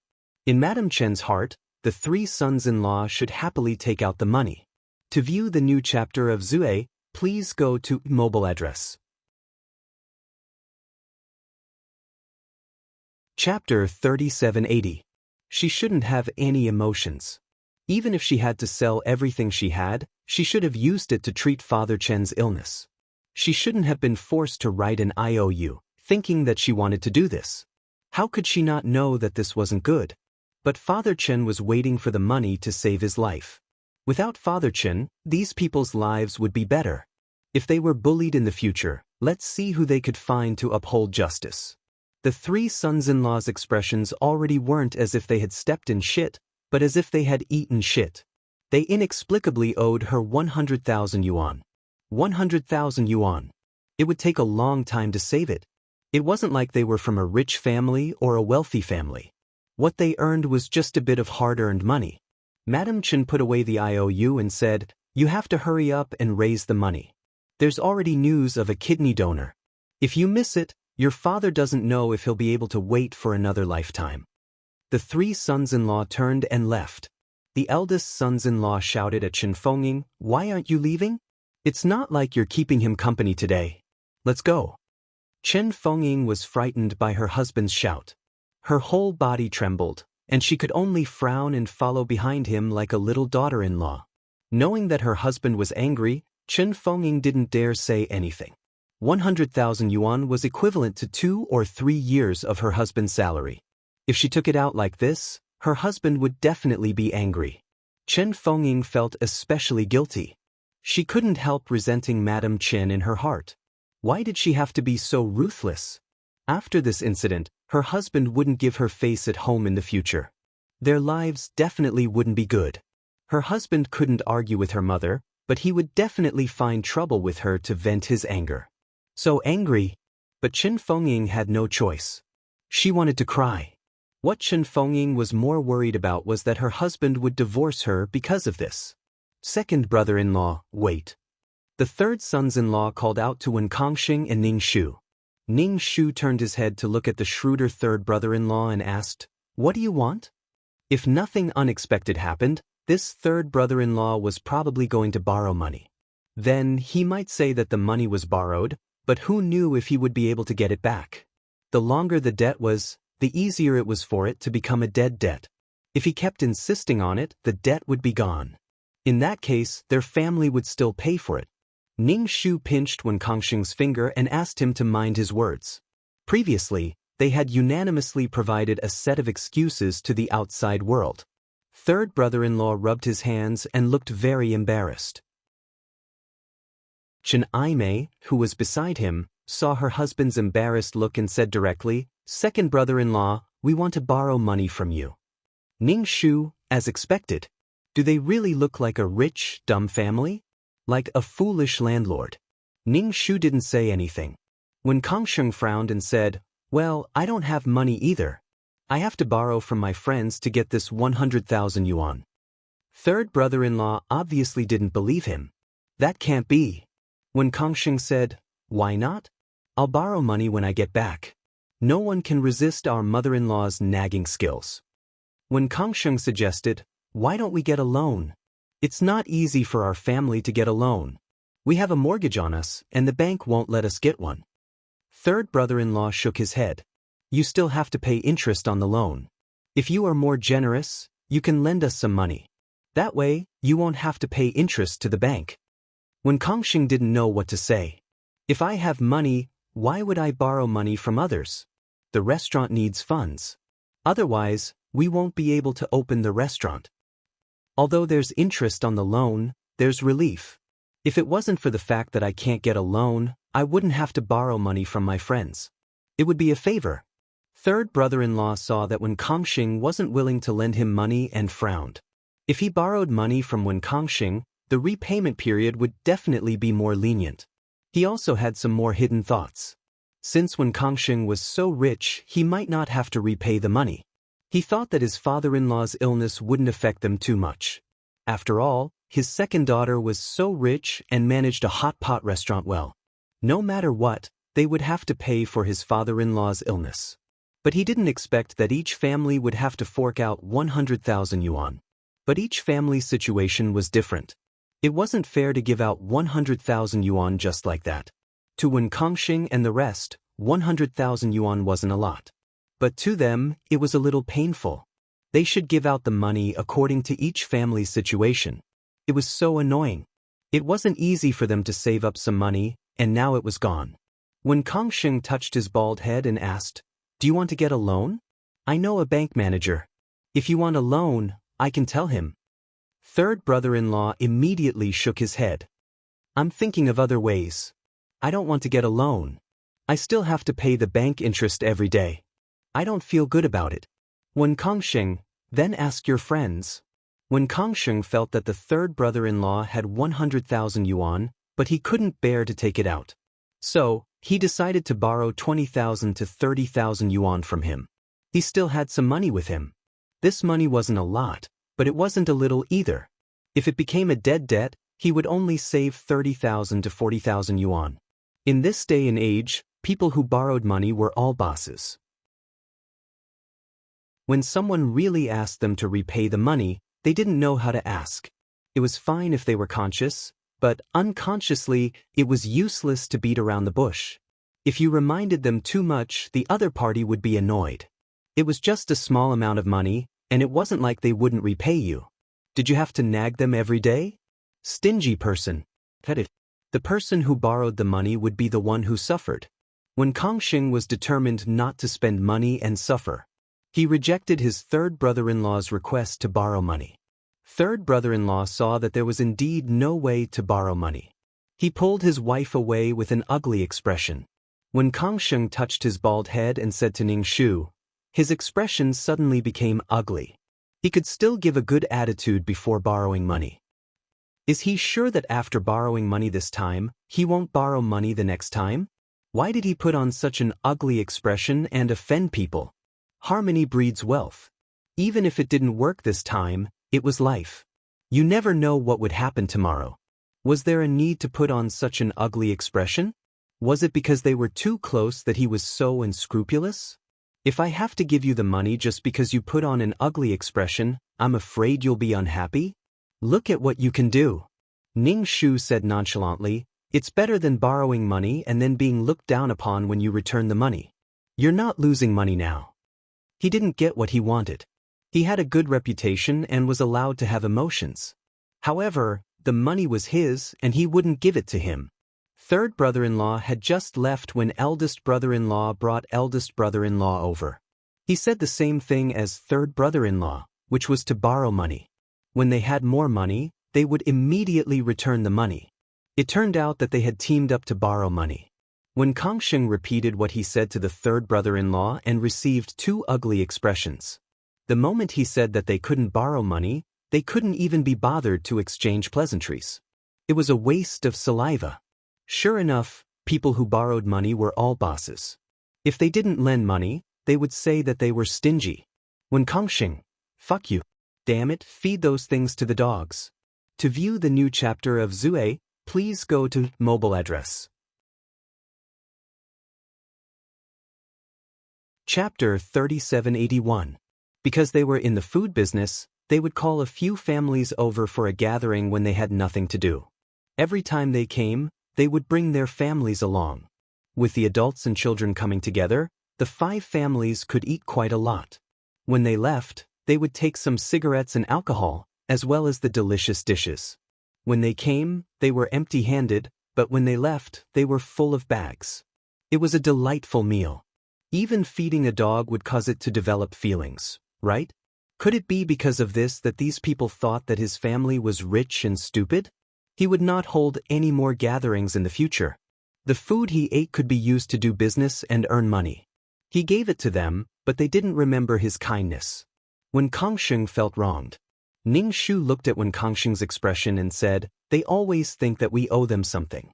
Wen Kangsheng was a warm person. He liked to call people over for a meal when he had nothing to do. Everyone was probably used to it. If he stopped the banquet, these people would probably feel resentful. It was as if this was what Wen Kangsheng should do. If one day a person gave an egg to another person every day, suddenly one day the person gave the egg to someone else and did not give it to him. This person would be furious and feel that something he should have was taken away from him. He would forget that this thing originally belonged to someone else, and now that someone else was taking it back. However, the resentment in the person's heart would not let him think that this thing originally belonged to someone else. He had been enjoying it and suddenly it was gone. He would not feel resentful.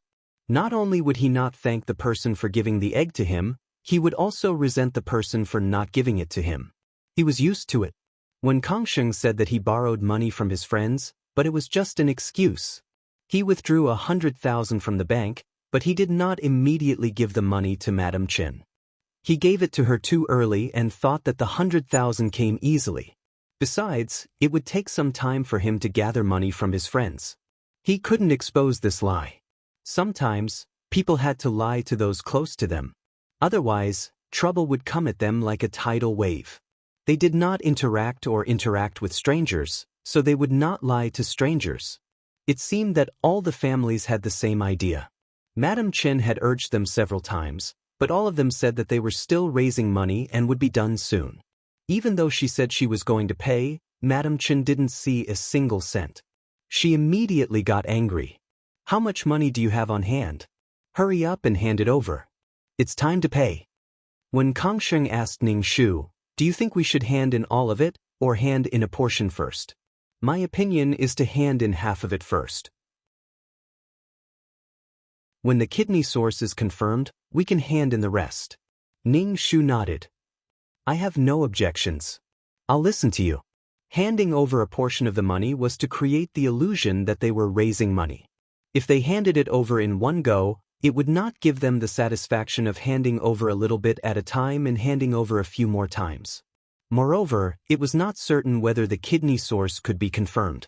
If there was no way to perform the surgery by then, the money would not be returned. After all, they had written an IOU, so the money was owed to the Zhang family. Speaking of which, when he wrote the IOU, he should have written that he would not perform the surgery and that the money should be returned. Sigh, it was too late to say that now. It was impossible to get the IOU back from Madam Chen, unless the 100,000 yuan was paid off. Putting oneself in other people's shoes, everyone was thinking for themselves. With Madam Chen's words, the few families began to hand over the money. When Kangsheng felt that he was too naive, he had given 50,000 yuan, which was the most out of all of them. The Dalian brothers had only given 10,000 yuan. 10,000 yuan.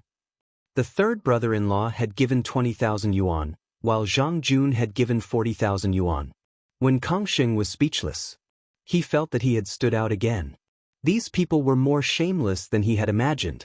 Ning Shu was also speechless. He said to Madame Zhang, "Mom, we only managed to borrow this much for now. The next payment might be a little less." Madame Zhang looked at the 10,000 yuan that her son-in-law had given her and immediately said sarcastically, "You can even take out 10,000 yuan. Don't you find it embarrassing? I don't care if you want to renege on the 100,000 yuan or if you really don't have the money. You better gather the money. Otherwise, I can take this IOU and sue you. Don't think about dragging it out. Let's just forget about this." From a certain point of view, Madam Chen was still the older the wiser. She understood her sons and daughters well and knew what they were going to do. Her son-in-law's face was so dark that it couldn't be looked at. He glared at his wife, Qin Fengyi. She was the one who said to give less. If they really couldn't take it out, someone would pay for it. Kidney sources were hard to come by. If they missed it, there would be no other way. If they didn't have enough money, someone would be anxious and pay for it. Perhaps Madam Chen would pay for it herself. Just because Madam Chen didn't pay didn't mean she didn't have money. Now that he looked at it, what was the point of paying for it? Instead, he was embarrassed in front of so many people. He even said that he would take the IOU to court. How sullen. When did he owe so much money? Probably because Ning Shu had given the most money. Madam Chen's attitude towards Ning Shu was slightly more amiable. She asked Ning Shu how the business was going, and to take care of his body and not be too tired. The scene was quite heartwarming. Ning Shu answered all of her questions. Madam Chen asked her son, "Where did you get the money?" In reality, each family took out 100,000, but Madam Chen was the one who took out Chen Jun's money. This time, Chen Jun took out 40,000, which made Madam Chen overjoyed. Probably because she had the lowest expectations for her son's little change made Madam Chen very happy. It was normal for her second daughter's family to take out 50,000. After all, they made a lot of money. But Chen Jun was different. He had always been an unemployed person in everyone's heart. Now that they found out that he wasn't the unemployed person they thought he was, it was a pleasant surprise. With Chen Jun's contribution as the person with the lowest expectations, Chen Jun's family, who had given $10,000, was completely outshone. Madam Chen mocked Chen Jun, "You leave early and come home late every day, but in the end, you don't make as much money as a child at home. Aren't you ashamed? You still have the nerve to say you didn't make any money." Big brother-in-law's face turned ugly. Chen Jun had long regretted taking out $40,000. When he heard Madam Chen comparing him to big brother-in-law, he felt even worse. When the time came, as the son, he would have to take care of the old man. He was afraid that if anything happened in the future, they wouldn't care. They would even say that his brother-in-law made a lot of money, so he could afford it. What the hell could he afford? Chen Jun changed the topic to prevent Madam Chen from nagging. Her nagging made everyone very irritated. They were already unhappy with the money, and now they had to mock her. They felt even worse. To view the new chapter of Zue, please go to mobile address.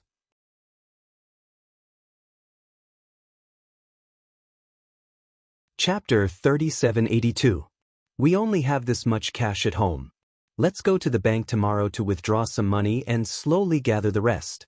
We'll definitely be able to gather the money before the operation. This little brother-in-law had always been lazy. As an unemployed man, it was an insult for his mother-in-law to compare him to him. If it wasn't for the IOU, he would have denied it. But with this, his mother-in-law was not stingy. She might really take the IOU and sue them. For money, his mother-in-law could roll on the floor, let alone sue them with the IOU. She was simply righteous. After that, everyone handed over the rest of the money. It was clear that they had money on hand, but they just couldn't bear to take it out. Time and time again, it was as painful as cutting flesh. Ever since they found out that Ning Shu wanted to donate, very few people came to their house. Especially when Ning Shu was in front of them, they scattered when they saw Ning Shu. They were afraid that Ning Shu would take his clothes and kneel down to sell himself to save his father for the donation. Even if they gossiped, they did it behind Ning Shu's back. Ning Shu didn't care what these people said about him behind his back. But if they dared to gossip in front of him, he would make them suffer. When it came to things like shame, who cared about it would suffer. Sometimes, it was better to live without shame. Madame Chen's wish came true, but the others weren't happy. The eldest and third son-in-law even quarreled in the ward in front of Madame Chen and Father Chen. To be precise, they were deliberately looking for trouble. The two sons-in-law complained about their wives, nitpicking and looking for trouble. The atmosphere was not harmonious. Ning Shu and Wen Kangxing didn't have time to quarrel. The palace was so busy, how could they waste time quarreling? And quarreling affected their fortune. As for the two sons-in-law scolding Qin Fengying and Qin Aimei, saying that they were lazy at home, didn't work, didn't clean the house, and couldn't even take care of their children well, Madame Chen's eyelids twitched. If you want to quarrel, go home. I've already given you the money. If you make your father feel uncomfortable and something goes wrong with the surgery, the money will be wasted. Let's see what you're going to do. The two sons-in-law felt uncomfortable holding it in. Their chests were suffocating. This feeling was that they were inferior to others even though they had given them money. He didn't know where to vent his anger, and it was extremely uncomfortable. Originally, the two of them deliberately made a scene in front of the mother-in-law and father-in-law, but the other party didn't feel anything at all. They didn't care at all even if they angered themselves. What people cared about was whether they had money or not. As for whether the husband treated his daughter well or not, he didn't care at all. She was quite hard-hearted, but whenever there was a problem, she would use her benefactor as an excuse. When we talk about responsibility and love, we talk about responsibility. When we talk about love, we talk about responsibility. Whatever works, we talk about. Madame Chen's words were also very simple. Make as much noise as you want, but don't affect Father Chen's operation. The two sons-in-law were so angry that they wanted a divorce on the spot. However, the price of a divorce was too high. They couldn't really divorce, so they were hesitant. They were mad with anger. Who knew if it was because Ning Shu and Wen Kangxing had been spendthrifts for too long, or if they were really broad-minded, but they weren't as angry as the other families. They did what they needed to do, and even launched a one-person pot. They could make a lot of money by delivering food to the white-collar workers in the office every day. How could they have the time? If they did business for a few more months, they would get that 100,000 yuan back. Money could cure all pain and hypocrisy. When people were unhappy, they would think about eating. The shrewd third brother-in-law called Wen Kangxing and asked him when they wanted to get together. They had been under too much pressure recently, and they wanted to have a drink together.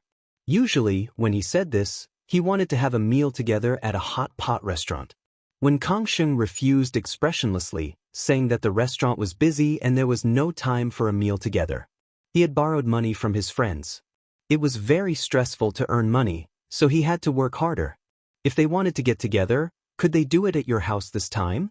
The third brother-in-law ended the conversation by rambling on, implying that Wen Kangxing was stingy and was afraid that he would come over to eat.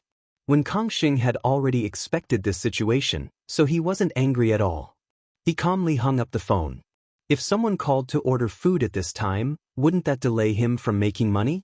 People who didn't matter should just die. Now that the kidney source had been confirmed, the hospital had already decided on the day of the operation. When it was time for the operation, several families waited outside the operating room.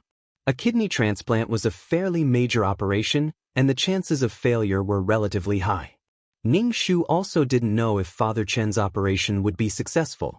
After all, in the plot, Chen Lihong was forced to get a divorce and take the surgical gown, and in the end, Chen Lihong committed suicide by jumping off a building.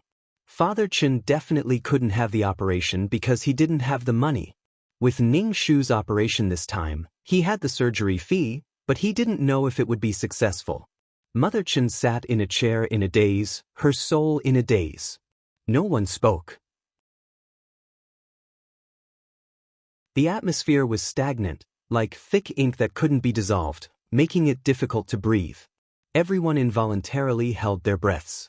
When Kangxing went out to buy some water and food for everyone. When Kangxing unscrewed the cap for Ning Shu and said in a low voice, "Drink some water, it'll be fine." The operation went on for 6 hours, during which time nurses went in and out with blood bags. No one dared to go up and ask how Father Chen was doing. Ning Shu used his mental strength to take a look at the operation. It was bloody and Father Chen was unconscious. Ning Shu hurriedly withdrew after one look, because his mental strength had actually affected some of the precision instruments. Ning Shu didn't dare act rashly. It wouldn't be good if something unexpected happened. A group of people stood or sat outside the operating room, pacing and waiting anxiously. At this point, everyone hoped that Father Chen's operation would be successful. After all, they had spent the money. Finally, the lights in the operating room went out. Everyone crowded around the operating room and waited for the door to open. The doctor came out and took off his mask. Mother Chen's voice was hoarse as she asked in a sobbing voice, "Doctor, how's my old man?" The operation was successful, but he still needs to be well maintained. There'll be a rejection. In the end, it wasn't something in his body, so he would definitely reject it. Mother Chen exhaled and immediately clasped her hands together, thanking Bodhisattva and the doctor. Mother Chen didn't really care about the follow-up maintenance or rejection. She felt that Father Chen's illness would be cured after the kidney transplant. After all, he had gotten a good kidney, which solved his illness at the root. Ning Shu didn't relax at all. He watched Father Chen's sallow face as he was pushed out of the operating room. The rejection would be the biggest challenge. Moreover, Father Chen was old, and no one knew how he would recover after such a major operation.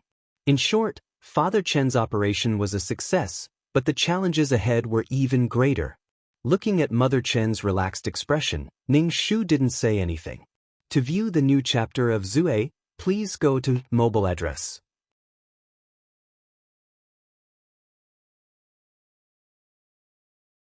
Chapter 3783. Even if she said it, she wouldn't be able to get anything good out of it. Madame Chen would even say, "Can't you hope for something good for your father? You're already complaining right after the operation. It was better to let the doctor do this." Madame Chen would listen to the doctor, not her. There was still some money left after the operation, which had to be saved for the follow-up maintenance and medicine. The doctor called the families to the office and told them about the rejection and some sequelae. When Madame Chen heard that she had to take medicine every day, she was instantly annoyed. Didn't they say that he would be fine after the kidney transplant? Why did she still have to take medicine? The doctor repeatedly explained to Madame Chen that the kidney transplant could resolve Father Chen's illness, but it didn't mean that he would be fine after the transplant. The doctor explained until there was nothing left to live for, and Madame Chen finally understood that the kidney transplant didn't mean that Father Chen would become a lively and healthy person. But it was better than lying in a hospital bed. Madame Chen sighed. She didn't know how many anti-rejection demons she would have to eat in the future. Her heart was stifled. But it was worth it for Father Chen to live longer than before. The third son-in-law rejoiced in his heart that he had written an extra line when he wrote the IOU back then. Otherwise, the follow-up maintenance and medicine would have cost a lot of money. If this went on, they really wouldn't be able to live. The operation was a success, and everyone relaxed. Father Chen would recover very quickly if he took good care of himself. It was just that he would have to stay in the hospital for a while. Ning Shu and Chen Jun gave the caregivers a raise so that they would have to work harder and take care of Father Chen. Father Chen's situation was more dangerous now. Ning Shu told Wen Kangxing that he would have to stay in the hospital for a while until the situation got better. Wen Kangxing didn't say anything else. After all, this was a special time. Even if the money wasn't spent in vain, they should take good care of Father Chen. After staying in the hospital for a few days, Father Chen woke up and found out that his kidney had been replaced. There was a weak smile on his face. He was clearly very happy. It was a very happy and fortunate thing to be alive. Father Chen actively cooperated with the treatment, and his condition improved day by day. But he was old after all, and his recovery was slower. Most importantly, there was a rejection reaction in his eyes. This rejection reaction was very fatal, and was something that everyone who underwent organ transplants had to go through. If there was a foreign object in the body would reject it, and then it would become red and swollen. Father Chen had a low fever and his body continued to heat up, which made him even weaker. Later on, he began to vomit and lose his appetite. Madame Chen was worried sick. Every day, she would nag at his bedside, "Old man, you have to hang in there. You spent so much money, can't it buy your life? Don't let that money go to waste. You've worked so hard for so long.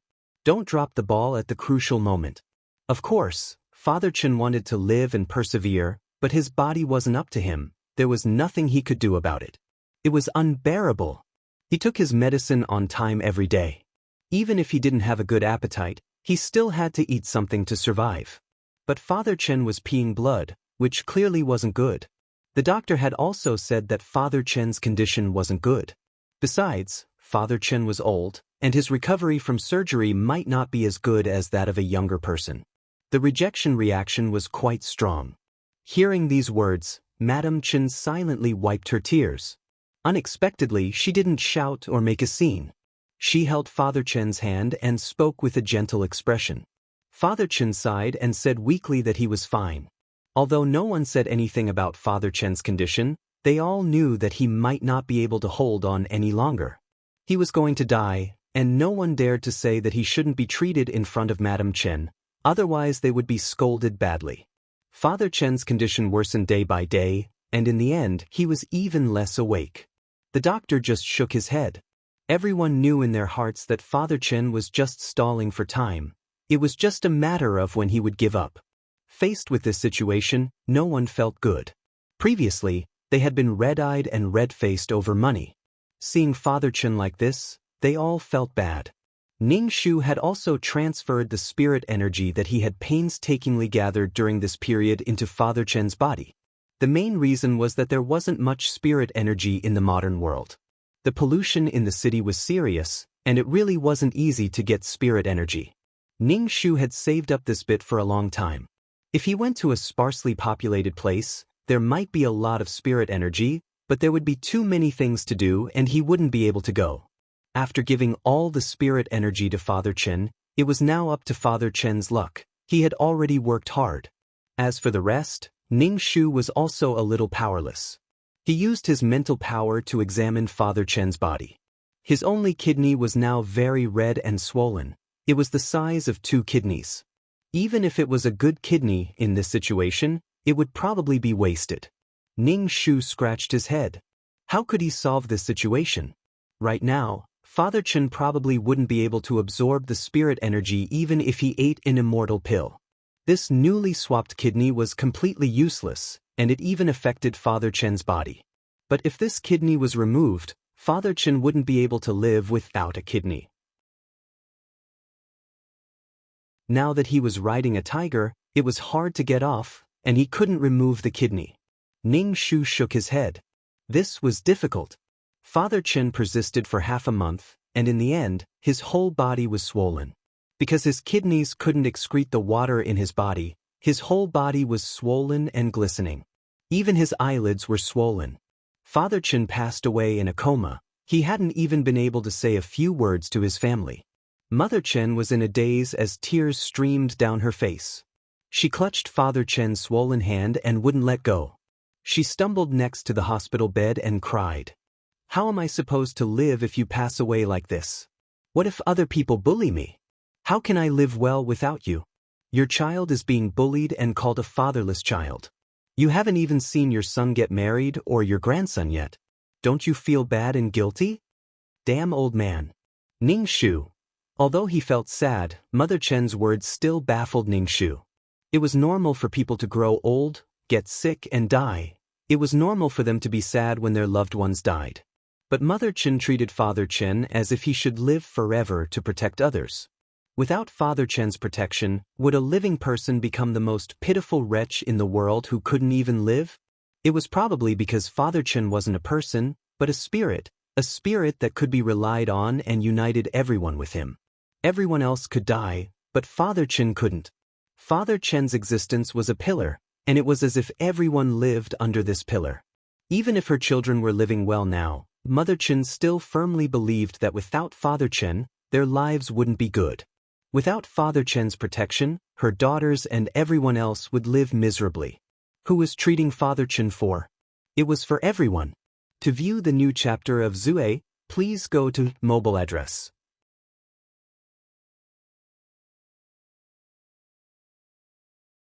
Chapter 3784.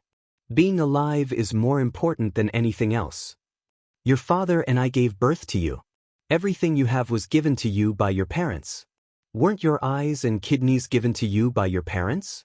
I just want your kidney, that's all. Ning Shu finally understood where this uncomfortable feeling came from. Madame Chen didn't see her child as an individual, but as an accessory to her, and everything the child had was given to him by her. The child's hard work, the things they obtained, the things they struggled for, were all given to them by their parents. The child's hard work and sweat weren't worth mentioning, and were all ignored. Because without their parents, there wouldn't be a child today. According to this logic, it was completely normal to donate a kidney. The most unbearable thing was that there was actually no way to refute this logic. It seemed very meticulous, and there was no way to refute it. Taking out this logic chain made people speechless. In fact, this was a robber's logic of emotional kidnapping. But this robber's logic was even more irrefutable than moral kidnapping.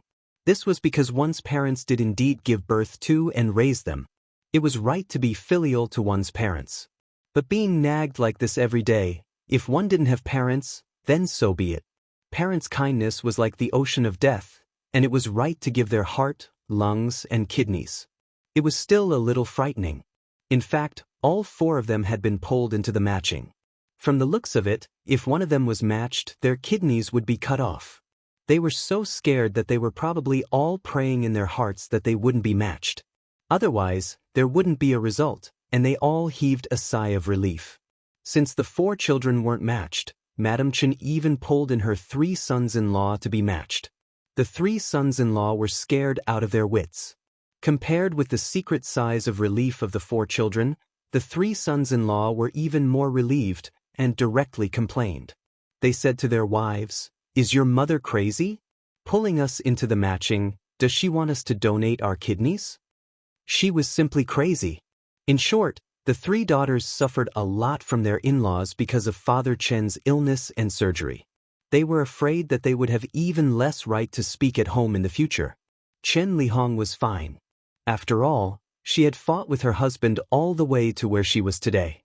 The two of them had a lot of discussion and a lot of friendship. However, when Chen Fengying and Chen Aimei got married, they were pregnant and had children. They had to take care of the children and do housework. They were full-time housewives, and the responsibility of supporting the family was on their husbands' shoulders. Money determined the right to speak. Chen Aimei and Chen Fengying still had to reach out and ask their husbands for money. After experiencing this incident, he was afraid that she would bring it up from time to time. Whenever there was anything, he had to say it out loud to suppress his wife's arrogance. Chen Aimei wanted to talk back, but Madame Chen glared at her and she immediately shut up. Chen Aimei didn't say anything, but Madame Chen wouldn't let her off. Madame Chen kept going on and on about how hard it was for Father Chen to raise them and how he had ruined his health, which was why he had passed away at a young age. He wasn't even 80 years old yet, and he was still a few years away from 70. Chen Aimei rolled her eyes and said, "Then those in their teens and 20s who died in car accidents or diseases, don't they all deserve to die? I don't care about other people, but your father worked hard for you all his whole life, his whole life." Madame Chen's tears fell again. Ning Shu said, "Yes, father worked hard for us all his life. We are grateful to him." Talking back to Madame Chen at this time was just asking for trouble. Ning Shu gave Chen Aimei a look. Chen Aimei pursed her lips and didn't say anything else. Probably in Madame Chen's heart, only Father Chen and Chen Jun were the most important. Her daughter wasn't even a thing. She wasn't even a person. Chen Aimei didn't stay for dinner and turned to leave. She really didn't know what she was after. Until now, her husband still ignored her and was still angry. When she came to visit her mother, she was crying and complaining about them, blaming them for her father's death. Neither side was human. What was this called? Uncomfortable. Chen Jun came out of the room to get some water. He was thirsty from the live broadcast. Seeing his three sisters leave in a huff, he knew that Madam Chen must have said something hurtful again. After father passed away, Mom kept nagging and blaming him. She felt that father didn't deserve to die. Chen Jun advised, "Mom, father is already gone. We who are still alive have to live well." The three sisters have always been filial. Don't keep saying things like that and make them feel bad. With the three sisters taking care of him, Chen Jun's life was pretty good. Moreover, when they were free, they would bring things home, if it wasn't meat or vegetables. Sometimes, they would even send rice and noodles. Basically, Chen Jun didn't spend much money. Chen Jun was able to save some money all these years because he didn't spend it. There were people taking care of him, and his sisters were also good to him. Chen Jun didn't want Madam Chen to always say hurtful things and stop them from visiting. Madam Chen said impatiently, "I know, I won't say it. But it's really a pity for your father. Your father passed away before he could enjoy life. After a lifetime of hard work, his child got married and started a family, but in the end he passed away." Here it came again. Chen Jun sighed. What should he do? Did he want Father Chen to come back to life and blame his children every day? Chen Jun poured some water and went into the house. Madam Chen missed Father Chen now, but after a while, her memories would slowly fade and she would get used to living without him. Chen Jun went into the house and called his three sisters one by one to tell them not to be angry. Now that his mother was in a bad mood, they should try not to visit her in the future. It would be better after a while.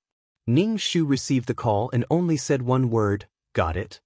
If they didn't visit for a long time, Madam Chen would have an excuse to blame them.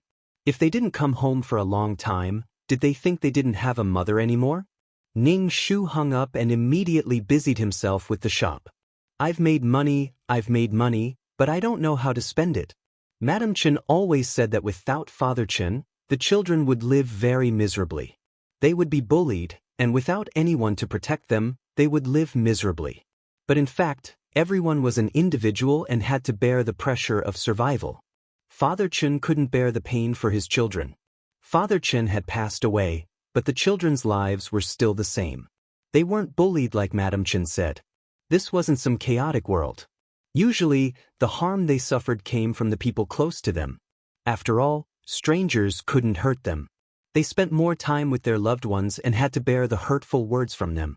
For example, Madam Chen. Dan Qing's voice rang out in Ning Shu's mind. Mission complete.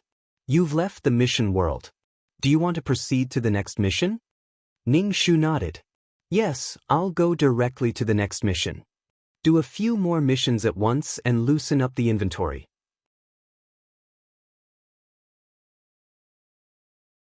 Chapter 3786. Translator, Endless Fantasy Translation Editor, Endless Fantasy Translation Translator, Endless Fantasy Translation Editor, Endless Fantasy Translation. From the moment he appeared, the whole world belonged to him. She could do anything for him. That crazy thought of disregarding the harem was just to make him see her. She had a crush on him, but Hu Mingxiu didn't even know Rong Jingbai's name. He wouldn't know that there was someone in the world who had such a crush on him. It was said that one had to fight for love. Even if they failed, at least they had tried. But when she was about to speak, all kinds of worries and timidity in her heart were stronger than death. She had no courage, inferiority complex, and fear. She didn't even have the courage to fight for it. Rong Jingbai even wanted to do plastic surgery to make herself more beautiful to get Hu Mingxiu's attention. But Rong Jingbai was just a student and couldn't afford the high surgery fees. When she went to the hospital to consult, she had to grind her bones, cut her eyelids, and fill her nose. Basically, she had to do a comprehensive plastic surgery. She also had to have beauty injections, hydrotherapy, and Botox injections regularly. Just by listening to it, her family wouldn't agree to it. Moreover, the surgery was too risky. Her family wouldn't agree to it either. It was said that a good relationship would make people better, but it wasn't so. It was easier said than done. Relationships would only make people fall into a relationship that was intertwined with beauty and pain. Timidity, suspicion, retreating, resentment, and disappointment. It wasn't easy to be yourself, let alone become a better person. So Rong Jingbai's wish was to be with Hu Mingxiu, no matter the price. She couldn't ask for it, so she became even more obsessed. She was obsessed with seducing him with one hand. It would be even better if she had intimate contact with Hu Mingxiu. It was probably the kind where she could have sex with him once and have no regrets in her life. Ning Shu asked, "Why is there such a mission?" Dan Qing, love, hate, hatred can have a mission. Love can also have a mission. Regret, grief, hatred. The mission holder's existence is to fulfill their wishes. Ning Shu, oh. What should he do? Ning Shu, Hu Mingxiu's aesthetic is beauty. If you want him to see something, you have to have a good appearance. You say that people who are not good-looking are all kind. On the contrary, people who were not good-looking actually had more pressure and disregard. For good-looking people, no matter what, the people around them were very kind to them. He heard a beautiful girl say that she felt that everyone around her was nice. Everyone would intentionally or unintentionally lend a helping hand. Humans are tolerant of beautiful people and things. However, if one was too beautiful without strength, then beauty would be the original sin. In short, there were two sides to everything. If Rong Jing was beautiful and confident enough, she would not have such a task. Then she would say, "Then I need to muster up my courage." No, as soon as Rong Jingbai met Hu Mingxiu's eyes, she didn't even have the courage to look him in the eye. Just by saying something insignificant, he could get excited for a long time. She was truly a flower that bloomed in the midst of humility. Don't try to persuade her that there are many men in the world. There are many men in the world, but none of them are the type she likes. Ning Shu thought to himself, "I'm finished. How am I going to complete this mission?" Was he supposed to flirt with her? He still didn't know Hu Mingxiu. As for her period, Ning Shu felt that she could bring sanitary pads. Conquer with strength. TSK, Hu Mingxiu liked beautiful women. Dan Qing said, "The client is willing to give up 90% of her soul power. The remaining 10% will spend the rest of her life with Hu Mingxiu. There will be no next life." Ning Shu sighed. It wasn't that he didn't want to complete the task for her, but he really didn't know how to complete it. But even if the client could really be with Hu Mingxiu, then Rong Jingbai would hold Hu Mingxiu tightly like sand in her hand. In this way, she would also lose Hu Mingxiu. Because she treated Hu Mingxian as the most important person in her life, she would hold onto her only life-saving straw. She would attach her life, happiness, anger, sorrow, and joy to Hu Mingxiu. Then how depressed and painful would Hu Mingxiu be? It would only make people want to escape. Ning Shu could foresee that this was really a tragedy. His head hurt. Of course, he couldn't rule out the possibility that Rong Jingbai would work hard to become better after being with Hu Mingxiu. But after paying such a big price to be with Hu Mingxiu, then Rong Jingbai would have to put all her attention on Rong Jingbai. Even if it was not a person, but a treasure that was hard to get would be treated as a treasure and be especially cherished. The greater the price and capital, the more she would not let go. Ning Shu said, "I'd better not do this task. It'll be my failure." Dan Qing said, "You haven't even started.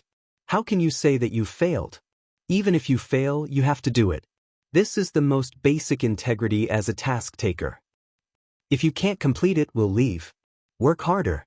Maybe even if you can't complete it, the client will think it through and your task will be completed. Maybe the client will calm down and think it's not worth it." Ning Shu got up from the bed and went down the bed ladder. He opened his cupboard. There were all kinds of bottles and jars in the cupboard. Ning Shu opened it and smelled it. It was sour. It was white vinegar. The other jars were all powders, such as pearl powder, Atractylodes macrocephala, some herbs, and all kinds of folk remedies. The purpose was to whiten the skin. Rong Jingbai saw all kinds of whitening folk remedies on the internet. She bought all the materials one by one and applied them on her face like an experimental field. Unfortunately, the effect was not great. She didn't know if it was because she was born dark or something else. She used all kinds of things, but it didn't work. She didn't know how many whitening creams she used. Whitening didn't make her look much better. It made her skin more sensitive and became sensitive. It stung when she applied something. She usually used vinegar when she had nothing to do and thinned her stratum corneum. Even so, Rong Jingbai didn't throw these things away. In fact, these things were useless. They were all macromolecules. Even if they were ground into powder, they were not very fine and the skin couldn't absorb them. Instead, it added a lot of burden to the skin. Now her face was rough, dark, and sensitive. Ning Shu thought about it and threw these things directly into the trash can. He felt uncomfortable when he saw them. His roommate saw Ning Shu throw the things away and said, "Rong Jingbai, don't you usually treasure these things the most? Why did you throw them away?" "I don't need them anymore. They're useless, so I threw them away," Ning Shu said. His roommate said, "Didn't I tell you before that these things are useless? It's better to use big-name skincare products. At least it's clean. You can't guarantee your hygiene with self-made things like this." Ning Shu nodded. "You're right." Rong Jingbai was too anxious. She wanted to take a shortcut and become beautiful quickly. That was why she used these folk remedies. She hoped that she would become beautiful in an instant. End of chapter.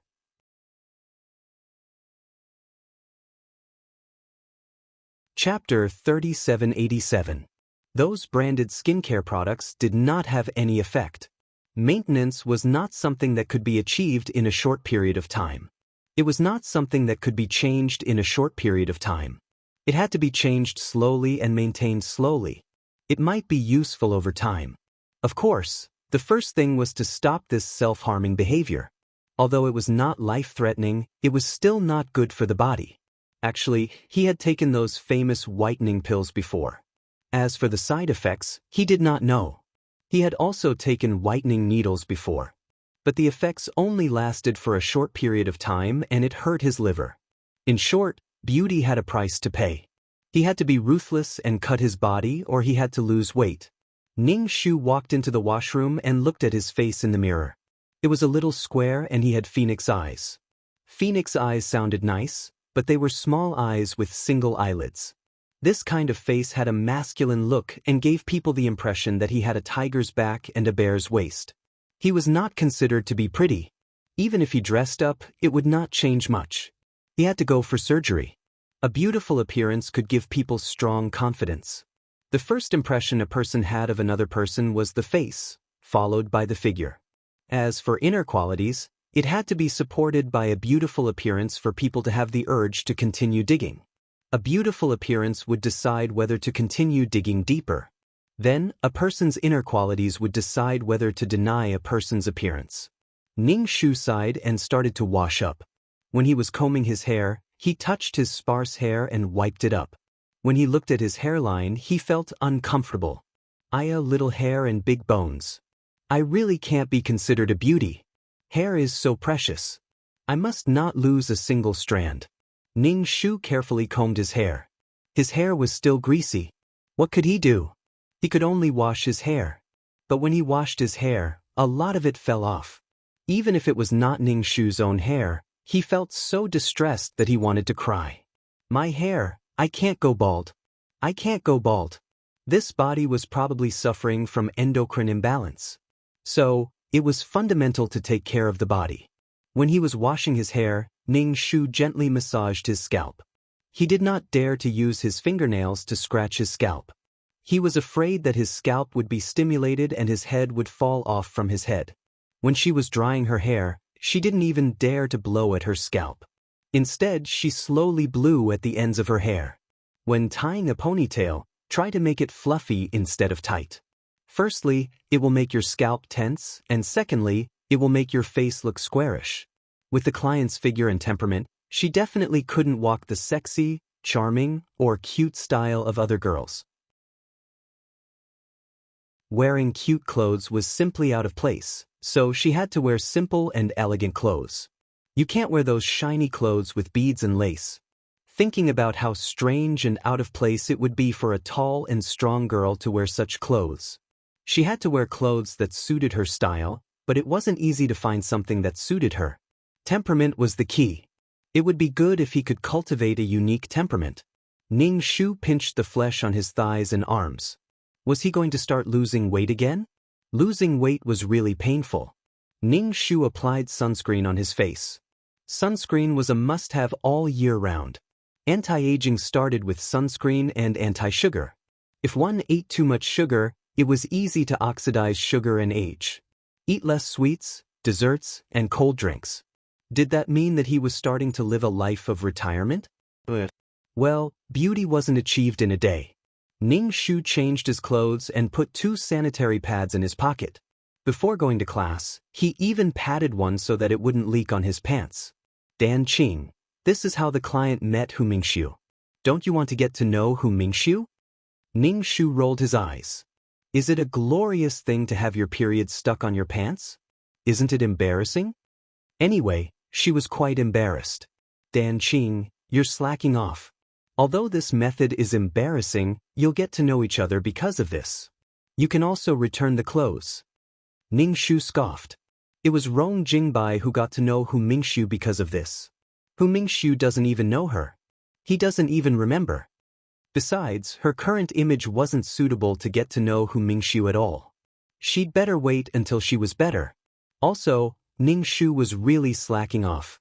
He really didn't know where to start with this task. The root of the problem was that Rong Jingbai wasn't beautiful enough and wasn't confident enough. That was why she offered her soul power in order to be with Hu Mingxiu. In the client's heart, Hu Mingxiu would probably only like beautiful women because all his girlfriends were beautiful women. The client liked Hu Mingxiu because Hu Mingxiu was good at everything. He was good-looking and his family background added a layer of charm to him. A white face covers 3 ugly faces, a tall face covers 5 ugly faces, and a rich face covers 100 ugly faces. Moreover, Hu Mingxiu was still fine with it. Although this matter was just a matter of convenience for him, for the person who had entrusted him with it, it saved them from embarrassment. When Ning Shu arrived at the classroom, she casually found a seat and sat down. This was a general knowledge class. When the class ended, the client would walk around with his dirty pants and meet Hu Mingxiu in the corridor. Hu Mingxiu gave the clothes to Rong Jingbai. Rong Jingbai started to understand Hu Mingxiu. She went to the school forum and learned about Hu Mingxiu. The more she learned about him, the more she liked him. The more she liked him, the more she couldn't help herself. The more she couldn't help herself, the more she loved him. Cycle after cycle. After the general lesson, Ning Shu felt a warm current flowing through his lower body. He was secretly glad that he had cushioned his pants before. Otherwise, his pants would have been dirty. Since the plot was like this, Ning Shu saw a tall, thin, handsome, and sunny boy pass by him. That boy turned back to look at Ning Shu. His expression was a little strange. He probably didn't know why he turned back to look. Ning Shu knew what he was looking at. He just glanced and saw that the client's pants were dirty. However, Ning Shu had cushioned them, so naturally, they couldn't be dirty. Then, Hu Mingxiu walked quickly and disappeared around the corner. Dan Qing's figure appeared in Ning Shu's mind. Take care of him. The sooner you finish the task, the sooner you can leave. If you had told me in advance, I wouldn't have given you such a task. Actually, this kind of task is relatively simple. Moreover, things like relationships come and go quickly. Even if the two of you break up in the future, your task will be completed. As for what will happen in the future, who knows? It's human nature to like the new and hate the old. Ning Shu clicked his tongue. Isn't this lying? Dan Qing's voice disagreed. No, I'm afraid that even the client can't guarantee that he will only love Hu Mingxiu in this lifetime. Ning Shu shrugged her shoulders. She was too unsure. The client was really too infatuated with Hu Mingxiu. To view the new chapter of Zue, please go to mobile address.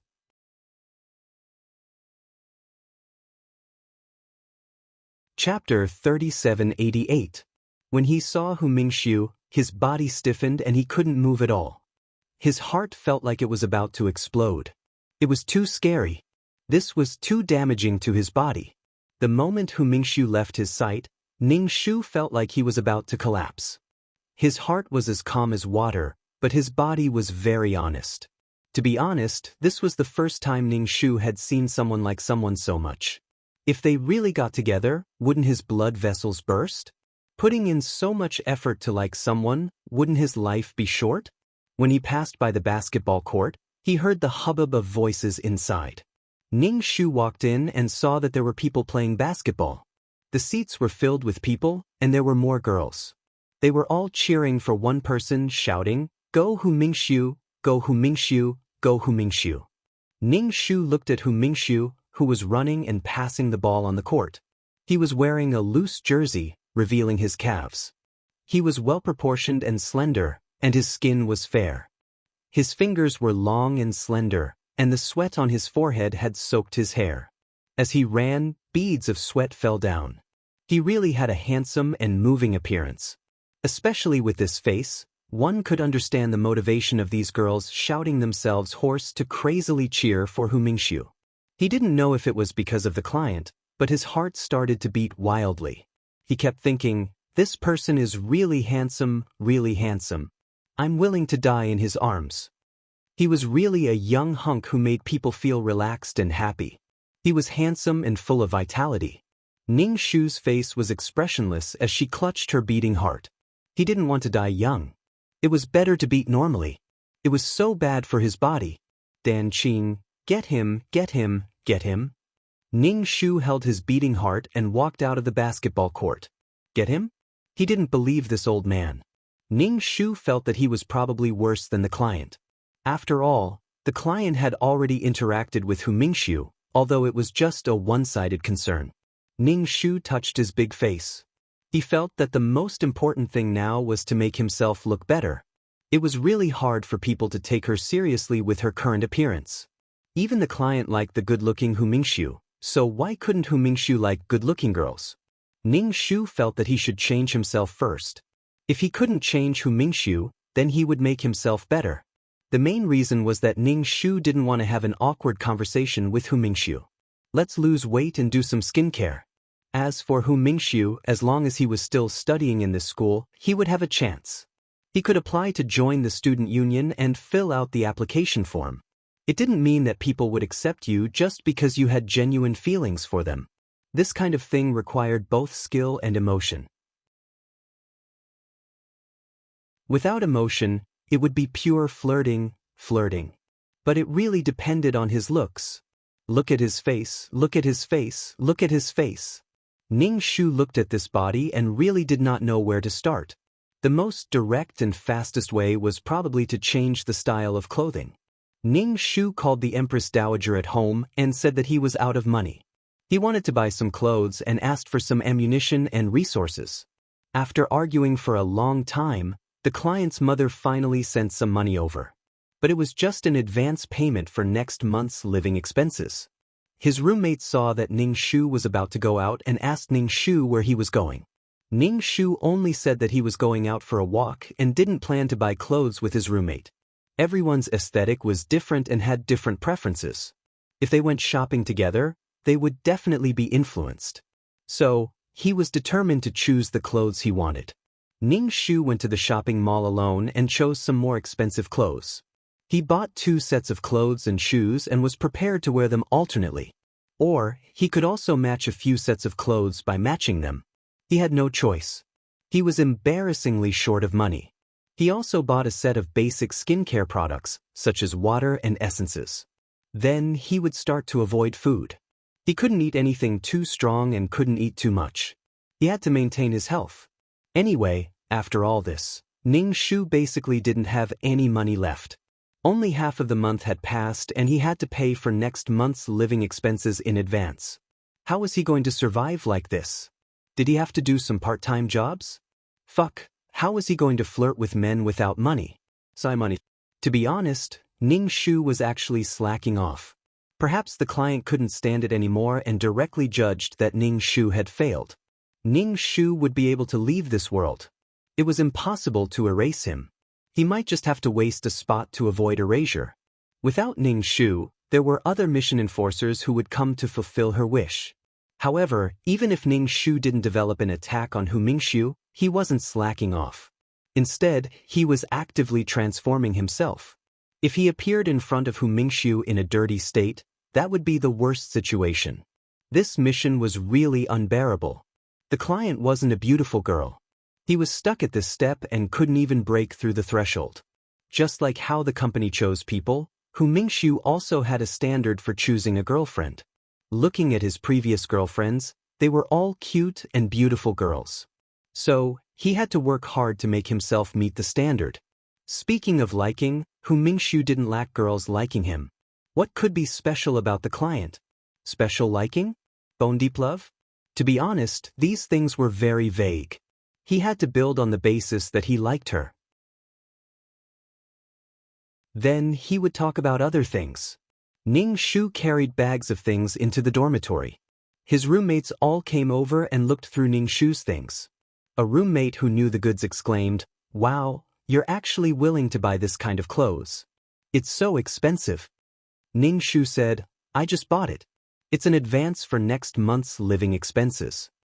The roommate held the clothes in his hands and compared them to his body. He couldn't bear to put them down and asked, "Are you in a relationship recently? You're so willing to dress yourself up." Ning Shu took out some of the colorful and fashionable things in the cupboard, but they were also wrinkled and threw them away. This kind of clothes couldn't be worn more than a few times. With a few holes in his jeans, it really didn't look good at all. Ning Shu's taste was probably the old-fashioned taste and aesthetics of an old man. Simple and elegant clothes were the most classy. Wearing neat and tidy clothes didn't give off an otherworldly aura, but it could give off the feeling of a rich woman. The aura of a nouveau riche was also a type of aura. "Hee, you don't want these clothes?" The roommate saw that Ning Shu had emptied the cupboard and was rummaging through the clothes on the floor. "You don't want all of them?" Ning Shu kept some underwear and some clothes that he felt he could still wear. As for the other clothes that he couldn't match, he just threw them away. "I don't want them. It's a waste of space to leave them here." There was a huge lump stuffed in the cupboard. Just looking at it made one's heart feel stifled and flustered. To view the new chapter of ZUI, please go to mobile address.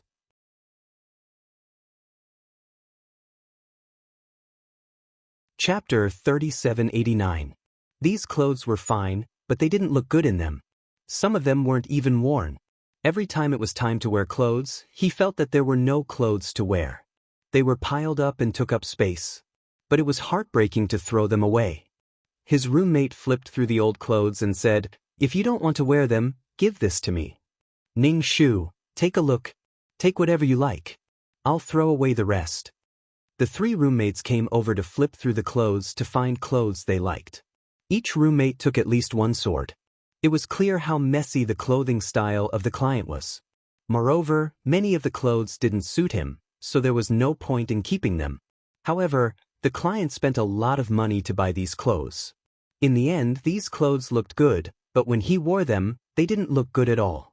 He refused to admit that he didn't look good enough. He could only say that the clothes didn't suit him.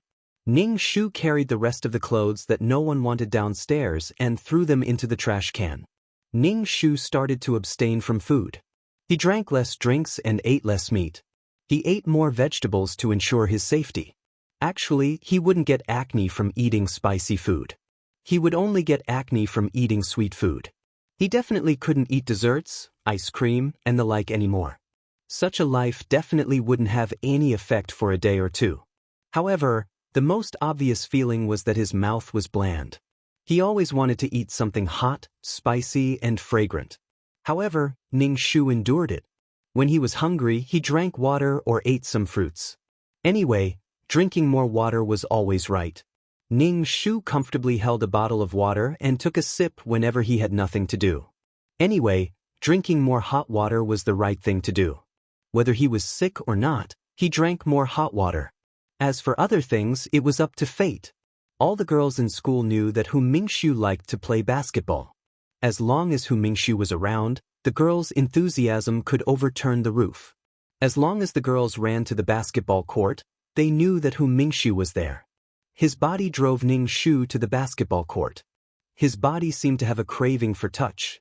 However, Ning Shu refused in his heart. Even if he accidentally walked outside the basketball court, he wouldn't go in. His heart pounded as if he had a heart attack. If he went in and saw Hu Mingxiu again, his heart would probably stop beating.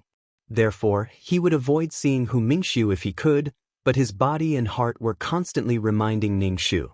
I have a crush on someone. His name is Hu Mingxiu. He is too nice.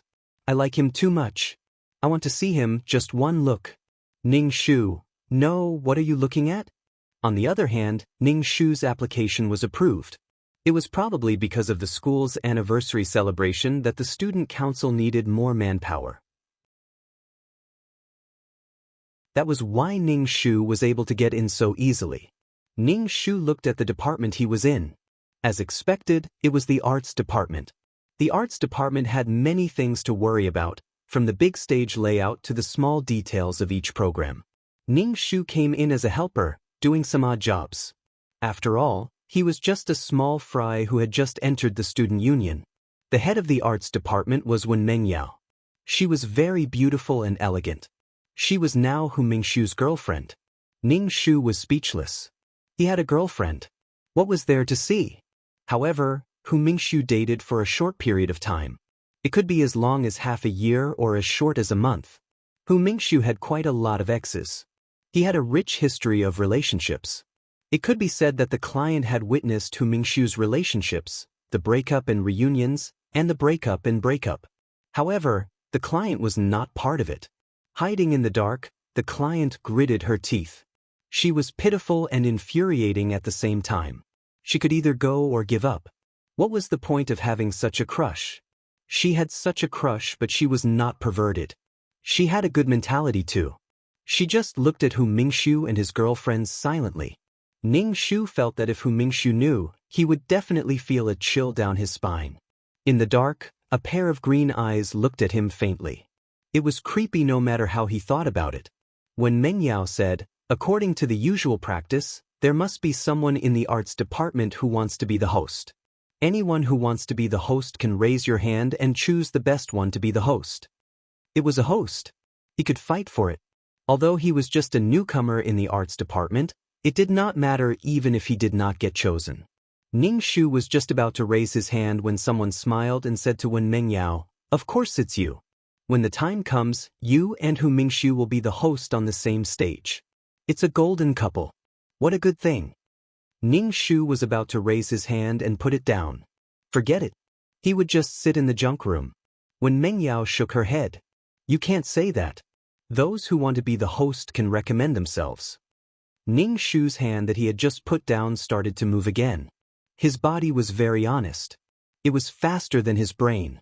He directly raised his hand. Everyone looked at Ning Shu. There was a message in their eyes. There is actually such an insensible person in this world. Ning Shu used his other hand to raise the hand that was raised up high. When Mengyao asked, do you have any experience as a host? Ning Shu shook his head. No. Someone frowned and said to Ning Shu, if you don't have any experience, what talent do you have? Can you dance or play the piano? Can you learn how to broadcast? You can't be a host if you can't speak clearly. Also, you have to have a good image. Playing the piano, dancing, and broadcasting were not important. What was important was having a good image at the end. Compared to Wen Mingyao's appearance and temperament, there was a gap between her qualifications. Someone added, the department head and Hu Mingxiu are boyfriend and girlfriend.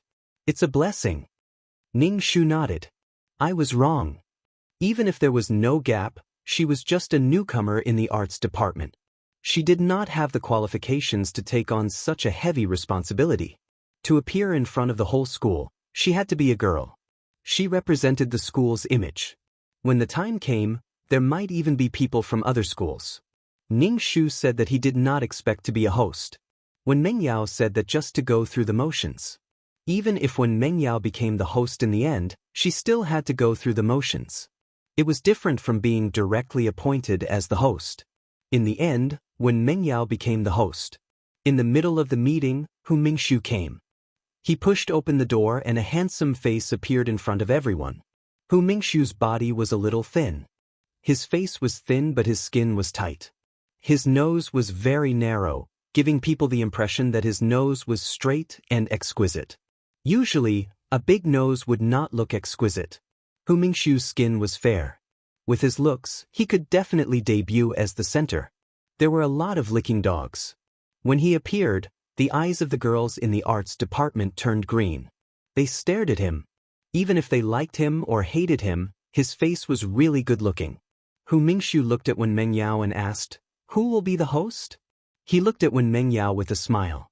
Wen Mengyao said, "With the recommendation of the arts department, I will be the host."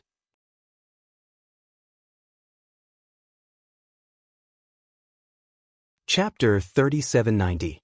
Hu Mingshu had a slight smile on his lips. When he looked at someone like this, it made them feel suffocated. When Mengyao couldn't help but put her hand on her chest. She probably couldn't stand Hu Mingshu's gaze. Hu Mingshu said, "That's good. It's more comfortable to work with you. If it were someone else, they would definitely not be used to it." The people around were surprised. This was completely showing off their affection in public. It was too inhumane. When Mingyao's cheeks were red. To be honest, having a boyfriend like Hu Mingshu completely satisfied the vanity in a girl's heart. He was handsome, had gold, and was considerate. Hu Mingshu didn't have to come over for such a small matter. In fact, he was here to support her. Logically speaking, as the head of the arts department, she should be the host on stage. But who knew if there would be an accident? He was just here to support them. Ning Shu's heart started to beat wildly again. She felt as if she was floating in the air. If he told Rong Jingbai, Hu Mingshu would do whatever he wanted. But Rong Jingbai would definitely not listen.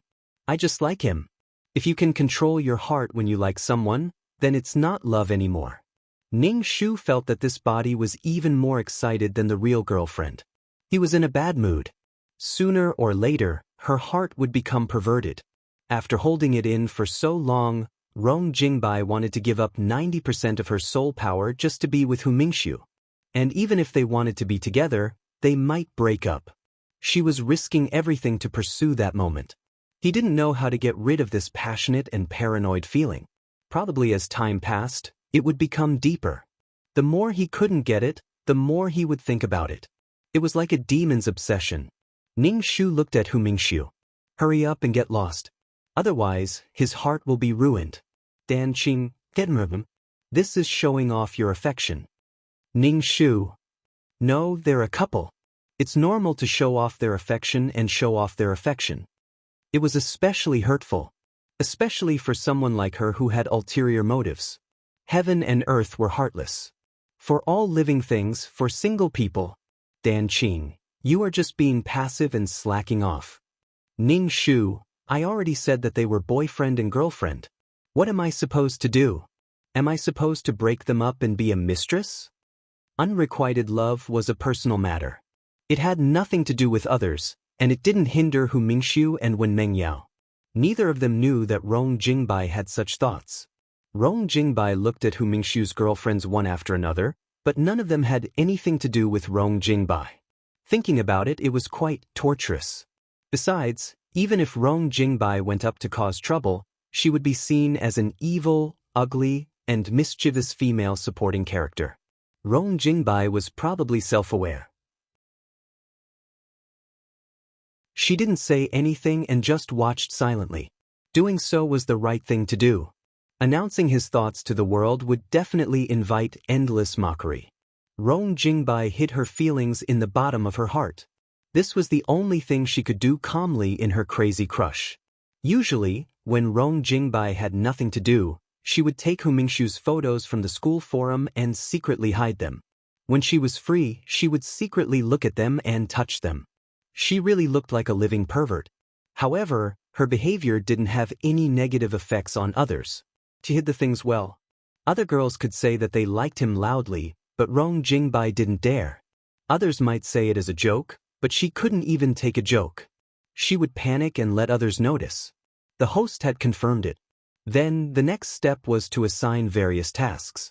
As a rookie who had just entered the student union, he couldn't do more high-end work. He was assigned odd jobs, such as carrying things, pasting things, buying things, and decorating the hall. Anyway, it was just some errands.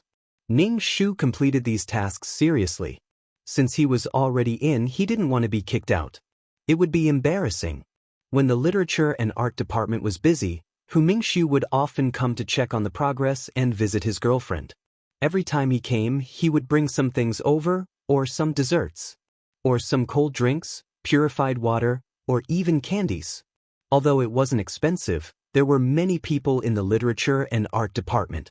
The higher-ups and the small fry like Ning Shu had to get something for everyone. It still required a lot of things. Sometimes, the drinks and desserts would be brought over in boxes. It was purely because of Wen Meng Yao's fame that the entire literature and art department ate happily. Hu Mingxiu really knew how to conduct himself. Plus, he wasn't the kind of person who was tight on money. Hu Mingxiu had many girlfriends, but none of them jumped out to say that Hu Mingxiu was a jerk or how bad Hu Mingxiu was. Many of them wanted to get back together. But Hu Mingxiu discriminated against those who went back to his old grass. Ning Shu felt that the person who asked him to do it would definitely not be able to control someone like Hu Mingxiu. Hu Mingxiu was confident, but Rong Jingbai was a little inferior. She was even a little autistic in front of Hu Mingxiu. From Ning Shu's point of view, this matter was inappropriate no matter how she looked at it.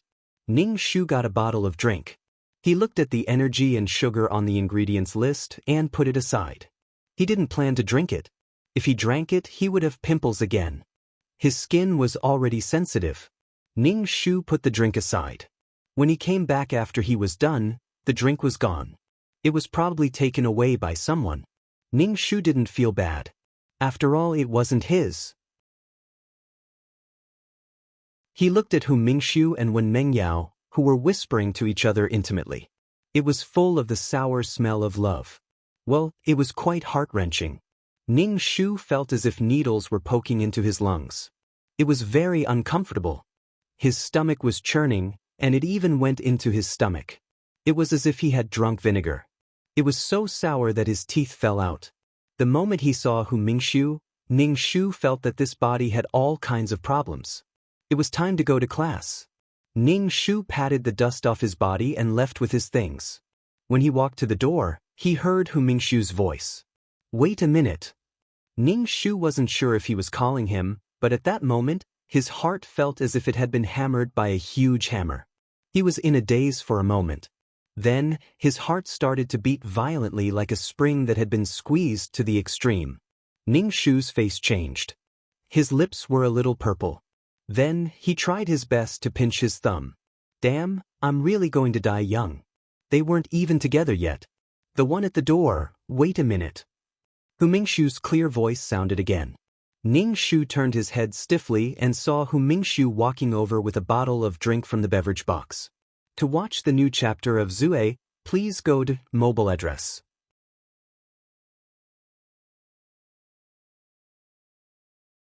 Chapter 3791. Hu Mingxiu walked over step by step. It was as if he was stepping on Ning Shu's heart. Step by step, even breathing became difficult. Blood rushed to his face. Ning Shu suspected that he would have a nosebleed in the next second. Damn, don't come over. I feel like I'm going to collapse. Crush is so harmful. He passed it to Ning Shu. I see that you haven't drunk it. Take it and drink it. Hu Mingxiu casually passed the drink in his hand to Ning Shu. Take the school anniversary to heart. Ning Shu took the drink with difficulty. The expression on his face was very hard. His muscles were twitching and his face was trembling. Ning Shu felt that Hu Mingxiu was showing off his love with Wen Meng Yao. At the same time, he was also observant and noticed that an insignificant person like her didn't drink the drink. He was quite considerate and knew how to conduct himself. He was probably worried that she wouldn't get anything and would slack off on her work. After all, the school anniversary was just around the corner. The work of the student union was actually free. There was no salary. Whether one worked or not really depended on one's integrity and character. Some people really couldn't be helped if they slacked off. Ning Shu felt that she should go back and worship this bottle of drink. This was the drink that Hu Mingxiu gave her. It would be a waste to drink it. It would be gone after a puddle of urine. This was personally given to her by Hu Mingxiu. If she took a sip every day, she would probably be able to drink it for 10 days to half a month. It had a shelf life of 1 year. But after opening the lid, it wouldn't work anymore. Ning Shu's mind was full of all kinds of evil thoughts. Hu Mingshu looked at Ning Shu's stunned expression and said, "I still need to rely on you guys for some miscellaneous work." Ning Shu came back to her senses. She wanted to speak, but her throat was dry and tight. The words that came out were all stuttering. Okay. Ning Shu. I have a disease called stuttering. Hu Mingshu saw that Ning Shu's expression wasn't good and comforted him. I'm not blaming you. Don't be nervous. It's just that the school's anniversary celebration is coming soon. You guys should be more careful. Ning Shu helplessly replied with an "oh." He had heard of a saying before that a person would be particularly clumsy in front of the person they liked and might even fall flat on the ground. He had always thought that it was fake, but only now did he realize that his mind was one thing, but whether his body was obedient or not was another. In this situation, the body didn't listen to the brain. Hu Mingshu's expression was a little puzzled. Obviously, he didn't quite understand why Ning Shu was in a bad mood. He felt that it might be because of his words. She couldn't help but say, "I didn't mean to blame you." Ning Shu said, "I know, and I'm not slacking off, so I don't think you're talking about me." What Ning Shu didn't like was this body's huge reaction to Hu Mingshu. What a sin! What a sin! Hu Mingshu was speechless. He didn't know how to continue the conversation. When Meng Yao walked over and held Hu Mingshu's arm, it looked like she was declaring her sovereignty. She asked, "What are you talking about?" Hu Mingshu didn't care and said, "Nothing." When Meng Yao looked at Ning Shu, she probably felt that Ning Shu wasn't much of a threat to her, so she was more tolerant of Ning Shu. She said, "Go to class when you're done with your work." Ning Shu agreed and then passed the drink to Wen Meng Yao. He said, "I don't eat sweets or drink drinks, thank you." Hu Mingshu loved to bring food when he came to the literature and art department, but it was all high-calorie food. He didn't want it once or twice, so he might as well make it clear. When Meng Yao didn't take it, she said, "It's just a bottle of drink. Since it's given to you, you should keep it. Consider it a benefit. Other departments don't have such benefits. If you don't want to eat it, you can give it to someone else. Anyway, you deserve it." Looking at Wen Meng Yao's proud look, it was quite cute. It was probably because she had a boyfriend like Hu Mingshu that the entire literature and art department was basking in his glory. Hu Mingshu knew how to give face to others. He would rather bring food for everyone than bring food for Wen Meng Yao alone. When others took the food, they owed Wen Meng Yao a favor. It also gave Wen Meng Yao face. Hu Mingshu's EQ was good. Of course, with money in his hands, he was more considerate. But if he didn't have enough money, he naturally couldn't be so generous to give face to Wen Meng Yao. Ning Shu said, "Thank you, Minister." Also, "Thank you, Minister's boyfriend." Ning Shu didn't call Hu Mingshu's name directly. Instead, he said the minister's boyfriend. This title made Wen Meng Yao's smile widen. She waved her hand to let Ning Shu go. Ning Shu sighed. They were in a relationship, but she, the crazy crush, was watching from the side. It was heartbreaking. Ning Shu gave the drink to his roommates. Anyway, he didn't eat it. There was no use in keeping it. It would also affect his body. Maybe he would be hugging a bottle of drink every day, eating, and sleeping like a crazy person. Ning Shu felt that this kind of thing would happen. After that, Ning Shu got a lot of snacks from the literature and art department. He brought them back for his roommates to eat. This made Ning Shu's relationship with the other 3 girls better. Sometimes, when Ning Shu asked for help, they would agree very quickly. After all, they had a soft mouth. Dan Qing said, "There's still no progress. Hu Mingshu doesn't even know your name now. He also didn't get your contact information. You are slacking. How long are you going to stay in this world?" He stayed until the client couldn't look at him anymore. Ning Shu said, "Why is there no progress? Didn't you give me a bottle of water?" Hu Mingshu gave me a bottle of water. Dan Qing rarely spoke when Ning Shu was doing missions. She probably couldn't stand it anymore and spoke. "And he has a girlfriend now. Don't talk. Wait until I become beautiful. Hide and enrich yourself." Also, he was in a relationship. By the time he became beautiful and different, they might have already broken up. So, There was no need to rush things that could be solved with time. Moreover, it was useless.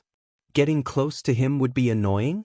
By then, it would be ugly people making more trouble. Being a mistress? Were these words nice? There were things to do and things not to do. The most important thing was that there was no chance. Ning Shu didn't have much hope for this mission. So, he tried his best to complete it. Solve the problem from the root. Even if he really got Hu Mingshu for Rong Jingbai would still be the same. What was the difference? She should feel inferior. In short, this was a very unreliable thing. Ning Shu looked at the mirror and carefully observed his face and teeth. If he wanted someone to brush his teeth seriously, he had to brush his teeth until they were white. He had to brush for at least 3 minutes. He had to buy an electric toothbrush. He couldn't control the strength of a normal toothbrush and his gums would always bleed. Instead of having a crazy crush, he might as well change himself from the small details. When the time was right, he would find that he was compatible with her. To view the new chapter of Zue, please go to mobile address.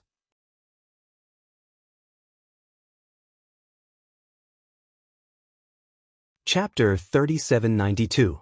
Buying good things cost money. Ning Shu squeezed his wallet. Did he have to ask the Empress Dowager for next month's living expenses in advance again? He couldn't live anymore. Beauties were all nurtured by money. His whole body reeked of money. Even so, Ning Shu still steeled his heart and bought expensive things. However, the comfortable feeling that followed made it worth the money. Buying 10 normal toothbrushes was better than buying an electric toothbrush. Every day, Ning Shu followed a strict skincare routine. However, the client's skin was a little allergic. Her cuticle was thin, so he had to buy skincare products that were less irritating to the skin. Although he tried his best to choose things that were less irritating when he touched it, he still felt a little prickly. It was really ruined by those little secret recipes. There were also some red streaks. If the wind blew, it would be a plateau red. His heart was very stuffed. When Ning Shu went out, he wore a hat and a sunscreen. He also wore a thick mask. The thin ones were not enough. He couldn't let any skin leak. He hoped that this would be able to cover his skin. However, Ning Shu looked at the skin on the inner side of the arm. It wasn't very white. This meant that the client's skin was as white as the inner side of the arm. It was a little whiter than wheat, but it definitely wasn't white. If it really didn't work, she would go the route of a cool girl. She would go the route of being sunny and healthy. Wheat skin could also be very sexy. However, the client's skin wasn't wheat, but black. The limit was just a little whiter than wheat. Since she wanted to go the route of being healthy and energetic, she definitely couldn't be fat. If she was thin and healthy, with a wheat skin tone, she would definitely look good. However, if she was tall and strong, and was very fat, with a body full of fat and dark skin tone, it wouldn't be sexy and energetic. It would be fat and round. One was heaven and one was earth. In short, being thin was the natural order of things. Ning Shu touched the client's flesh. It was very firm. This meant that it was solid meat and not soft meat. However, this kind of meat was not easy to lose. It was muscular. However, the problem was that these muscles weren't beautiful at all. The parts that should be bulging weren't bulging. However, the parts that didn't look good were still there. For example, his huge calves were really depressing. They would tremble even when he was running. God knows how much energy they contained. Ning Shu had to ensure that his walking posture was correct. He had to minimize the use of his calves and stomachs. When he walked, he could not use his calves to exert force. Otherwise, the muscles in his legs and stomach would become stronger and stronger. Since he wanted to lose weight, it was useless to eat less. He had to move his legs. Therefore, every morning when he woke up, Ning Shu would run around the school. When he first started running, he walked slowly. Even walking one round around the school was very tiring. The school was so big. In the university town. Although the client was tall and strong, his body was not in good condition. After walking for so long, he felt very tired. The next day, he didn't want to get up at all. It was difficult for him to persevere. At the end of the day, it was a matter of persistence. Moreover, it wasn't just about running around the school. Even if he couldn't run away, he still had a lot of work to do. For example, if you were to apply sunscreen, you would have to apply a layer of isolation cream before applying sunscreen. If you didn't apply sunscreen, the sun's ultraviolet rays would age you. Sunscreen was more useful than applying expensive skincare products and eating nourishing tonics. The cost was the least. It was just that it was cumbersome. Every morning he had to wake up early and apply a thick layer of sunscreen on his face. He also had to wear a long shirt and long sleeves. After running one round, he was so tired that he could die. After sweating all over, he had to take a shower and wash his hair. It was so troublesome. If there were classes, he had to rush to class. Running was nothing. The troublesome thing was these trivial things. It was really not easy to persevere. What defeated people was not the big goal, but the small details. Ning Shu also felt that it was cumbersome. However, Danqing always said that he was slacking off. In order to prove that he was not slacking off, Ning Shu said that he had to lose this fat no matter what. This should not be called losing weight, but plasticity. He wanted to make the lines of his body look better. Such a big lump of muscles definitely could not be lost, but it could make the lines look better. It would not look too bloated and ugly. Which was more difficult, flirting with men or losing weight? It was obviously more difficult to lose weight. How incredible was it to lose all the fat on his body? Don't say that he was slacking off. Every morning, Ning Shu had to wake up early. The other roommates were still sleeping. Ning Shu got out of bed gently. There were still light sleepers. Ning Shu opened his eyes and asked, "Are you going for a run? Help me bring some breakfast when you come back." Ning Shu nodded. He washed his face and applied a thick layer of sunscreen on his face and neck. He put on a thick layer of sunscreen on the bed and went out for a run. The university dormitory was a place where people could rot. Usually, if there was nothing to do, they would stay in the dormitory. Ning Shu walked on the school road. There were not many students. Instead, there were some teachers or some older people who had woken up early to exercise. Ning Shu did some warm-up exercises and started jogging. After a while, he was covered in sweat. When he continued running, he was already sweating. However, even if he was sweating, he had to complete today's running task. He could only grit his teeth and persevere. It was really tiring. After running, he had to go to the cafeteria to bring breakfast for his roommates. He also had to walk slowly. Otherwise, if he suddenly stopped, his body would not be able to take it. After persevering for more than a week, Ning Shu felt that his mental state had improved. It was all self-discipline. Sometimes, when he wanted to slack off, he still had to run. It had to be a habit. His daily work schedule was quite tight. If he was not in class, he would go to the literature department to help set up the school anniversary. Other than studying, he also had to do some yoga to help relax his muscles. It was to prevent him from getting stronger. There was also a pleasant surprise when he ran. One time, he actually met Hu Mingxiu, who was also running. Hu Mingxiu was wearing casual shorts. He looked very handsome running under the sun. Ning Shu felt uncomfortable when he saw Hu Mingxiu. His body did not listen to his brain. It was completely dominated by hormones. Love was a kind of chemical hormone. The brain did not exist at all. When he saw Hu Mingxiu, Ning Shu planned to avoid him. He did not want to talk to him. When he spoke, Ning Shu felt that his body was no longer his. His body wanted to see Hu Mingxiu, but his heart did not want to see him at all. Moreover, Ning Shu did not plan to ask for his contact information. The client might as well have asked for Hu Mingxiu's contact information from others. Hu Mingxiu rejected several requests to add him as a friend. However, she worked tirelessly to add him as a friend. Hu Mingxiu did not know if he clicked on the wrong button, but his hand slipped and accepted Rong Jingbai as Hu Mingxiu's friend. To view the new chapter of Zui, please go to immobile address. You're tuning in to the Passion Pages YouTube channel.